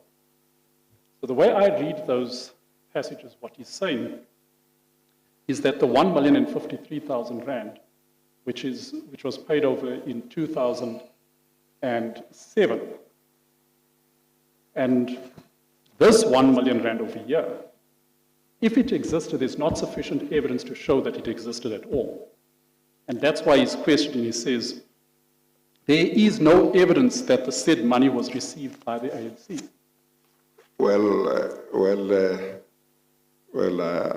I understood Mr. White to say the opposite. I understood Mr. White in his evidence to say the opposite, and that's why the whole issue is where it is, that he accepted that Mr. Mabuyakhulu received the money, but his approach or understanding was from the Intaka group. Yes. This money was intended for the ANC ultimately, and therefore it makes sense that it should be received by the treasurer of the ANC. Correct. But whether then the treasurer of the ANC at the time hands the money over to the ANC or not is another issue. But I didn't understand him to dispute that the money, that Mr. Mabuyakhulu did receive money. As I understand it, Mr. White was linking the money that Mr. Mabuyakhulu received with the donation from Integra Group. But that is where Mr. Mabuyakhulu raises the issue. He says, I don't deny that I received 1 million rand. I've always said I did receive it. What I'm saying is, at least what he's saying here is, what's the basis for linking that amount that I received on behalf of the ANC to the donation made by Integra Group to Kuboni Shezi Attorneys? Yes. Yeah, that has always been my understanding. It may well be that what should happen, and maybe that's fine, because part of the purpose of today's proceedings was to really establish where the disputes of facts are in the two versions. That yes. What should happen is that clarification can be obtained from Mr. White urgently, and either before that clarification is granted or as soon as possible thereafter, I can decide on Mr. Mabuyakhulu's application for leave to cross-examine Mr. White. Oh. And of course, what would happen is that at any stage, either before Mr. Mabuyakhulu cross-examines Mr. White, if I grant leave, or after, or before he cross-examines him, he could avail himself of further questions in the light of whatever clarification comes from Mr. White, before then he cross-examines Mr. White. Or maybe if the explanation or clarification given by Mr. White is such that Mr. Mabuyakhulu says, well, then I don't need to cross-examine him in the light of the clarification, because I didn't understand his evidence to be what he is now saying, then we can take it from there. Thank you, Mr. Chair. Mr. Chair, if I could just, without elaborating, given the lateness of hour, what Mr. White is basing his conclusions on, or in part, is on the documents, the two documents which appear at page 1843 to 1848. Those are the two affidavits of what Mr. Mabuyakhulu refers to as the bookkeeper, Delani Mzila.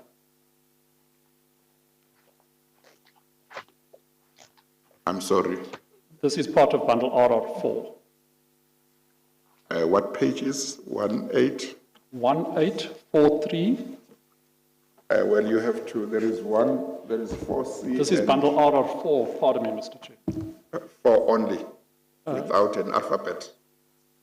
This one that I have in front of me is RR4C. This is all part of D. RR4 and the bundle, the specific lever arch file is bundle D. Yeah, each time you have got to say whether it's Pardon C me, or Mr. D, Chair. otherwise one gets confused.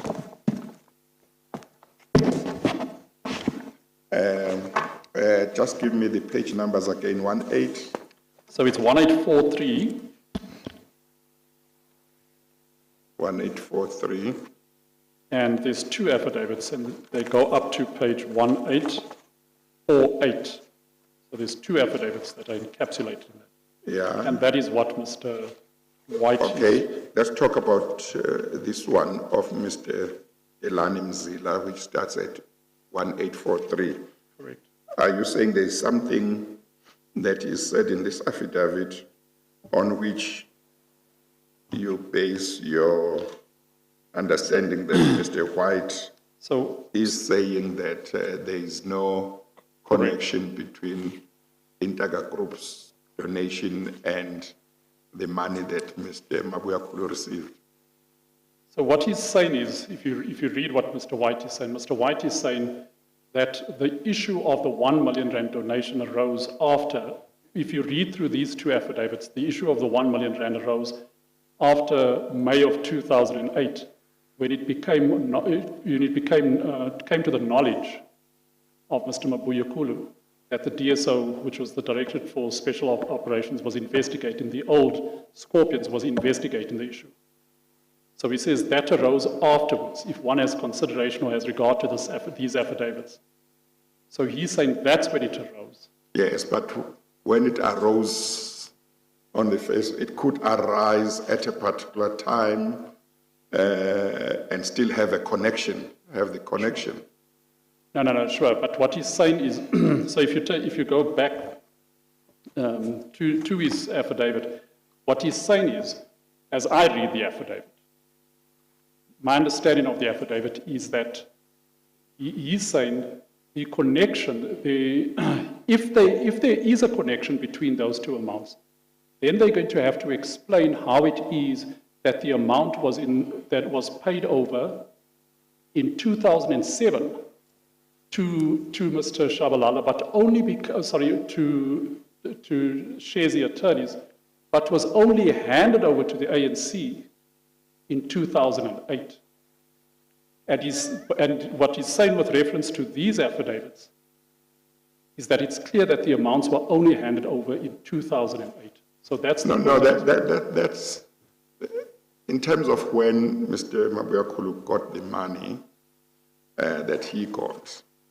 I think there's no dispute about that. correct. Yeah. In terms of when the donation or money was paid to Nkuboni and Shezi attorneys by Intaga Group, there is no dispute about that. So that gap is common cause. So, but what I was saying is, what is it factually that you use as a basis to say, to support your understanding that Mr. White says there is no connection between the money received by Mr. Mabuyakhulu and the money donated to the law firm? What is the factual basis for that understanding on your part? So what he said in paragraph 7.1 on page 1846, he says the following.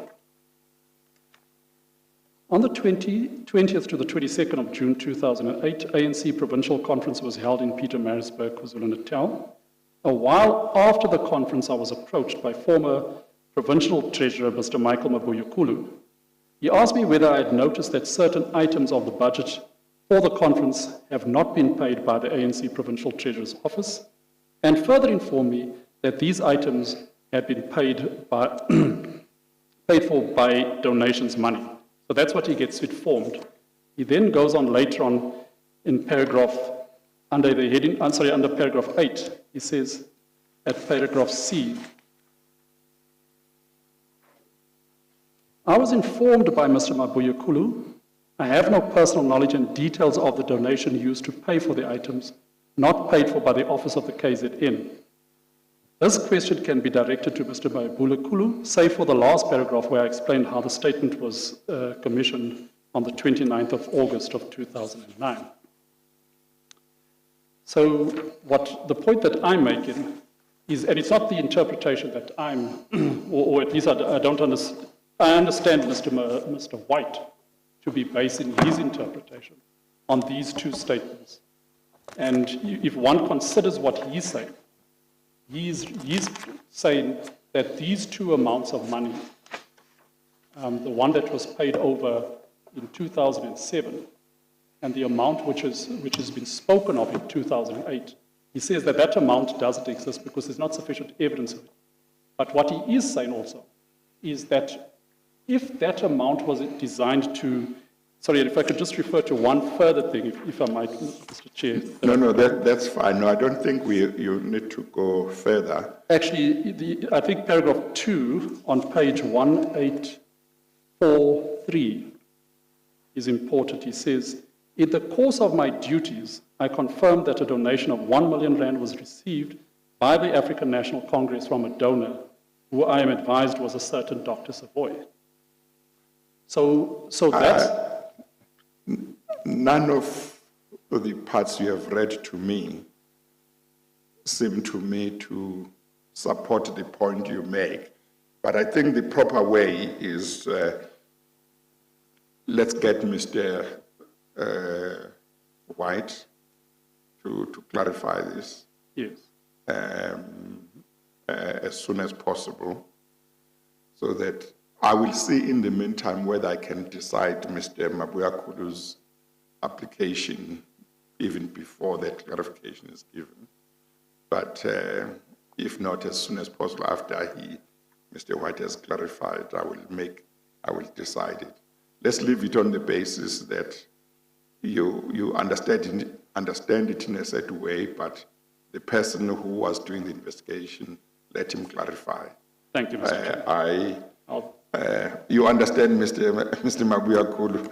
Of course, what Mr. Hali is saying, you would have no problem if that is what Mr. White is saying. I imagine, because your main point why you want to cross-examine him is... Well,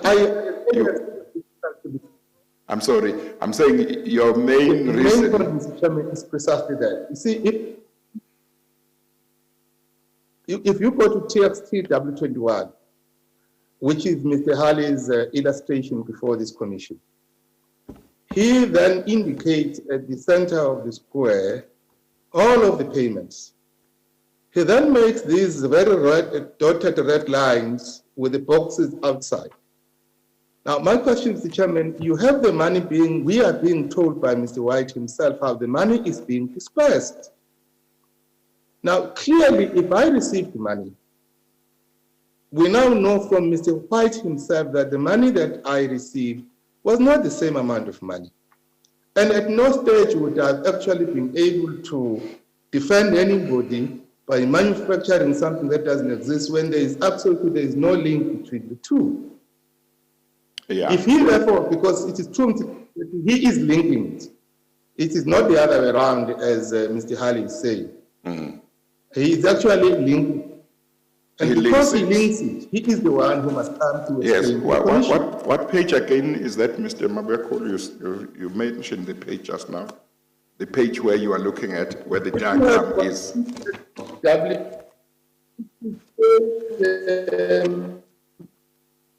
It is. Well, maybe Mr. Hali might know the diagram. 439. 439. The other. 439. 039. Which bundle first? The one we are currently using? Yeah. LA 27, Mr. Chair. Oh, okay.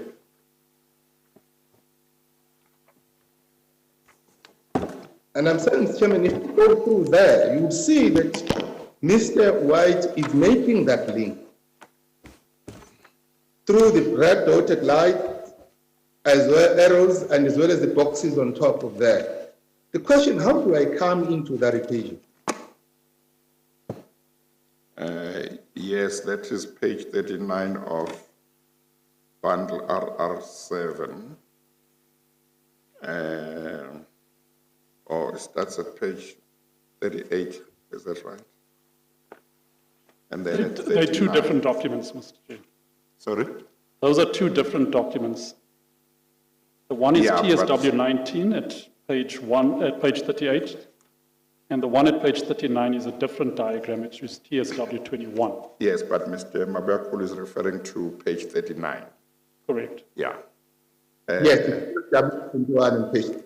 Yeah. That is one of the You see, that is my understanding as well, Mr. Mabuyakhulu, that in that diagram, Mr. White connects the donation by Intaga Group to Kuboni Shares attorneys and says it goes to various entities connected with the Shabalalas, and then with that broken line says 1 million rand comes to you.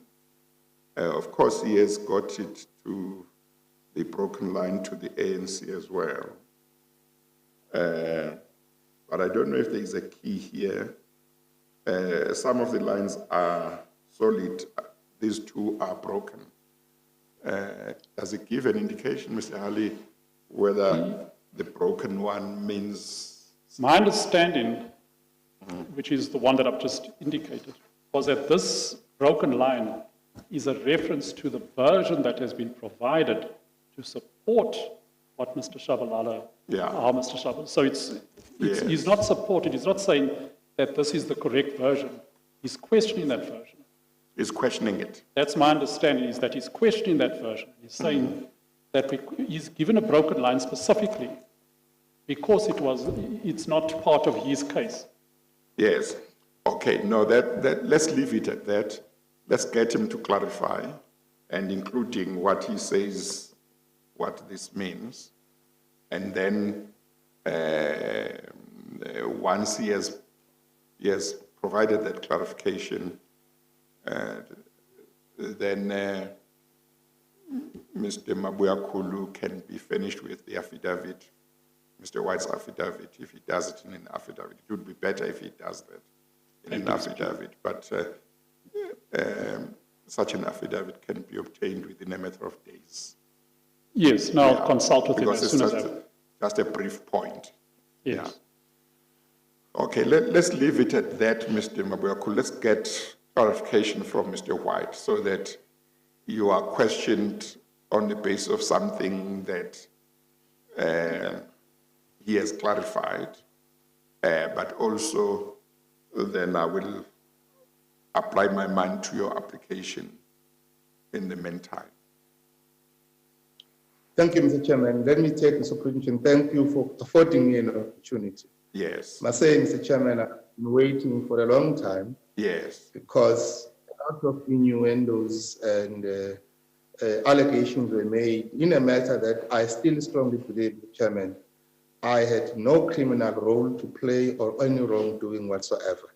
Yes. So I therefore welcome this opportunity, at least to be able to place on record my own view that I believe, Mr. Chairman, I was brought into a criminal matter that had absolutely nothing to do with me from the beginning. Yes. Okay. Mr. Dixon. Yes, Mr. Chairman. Thank you.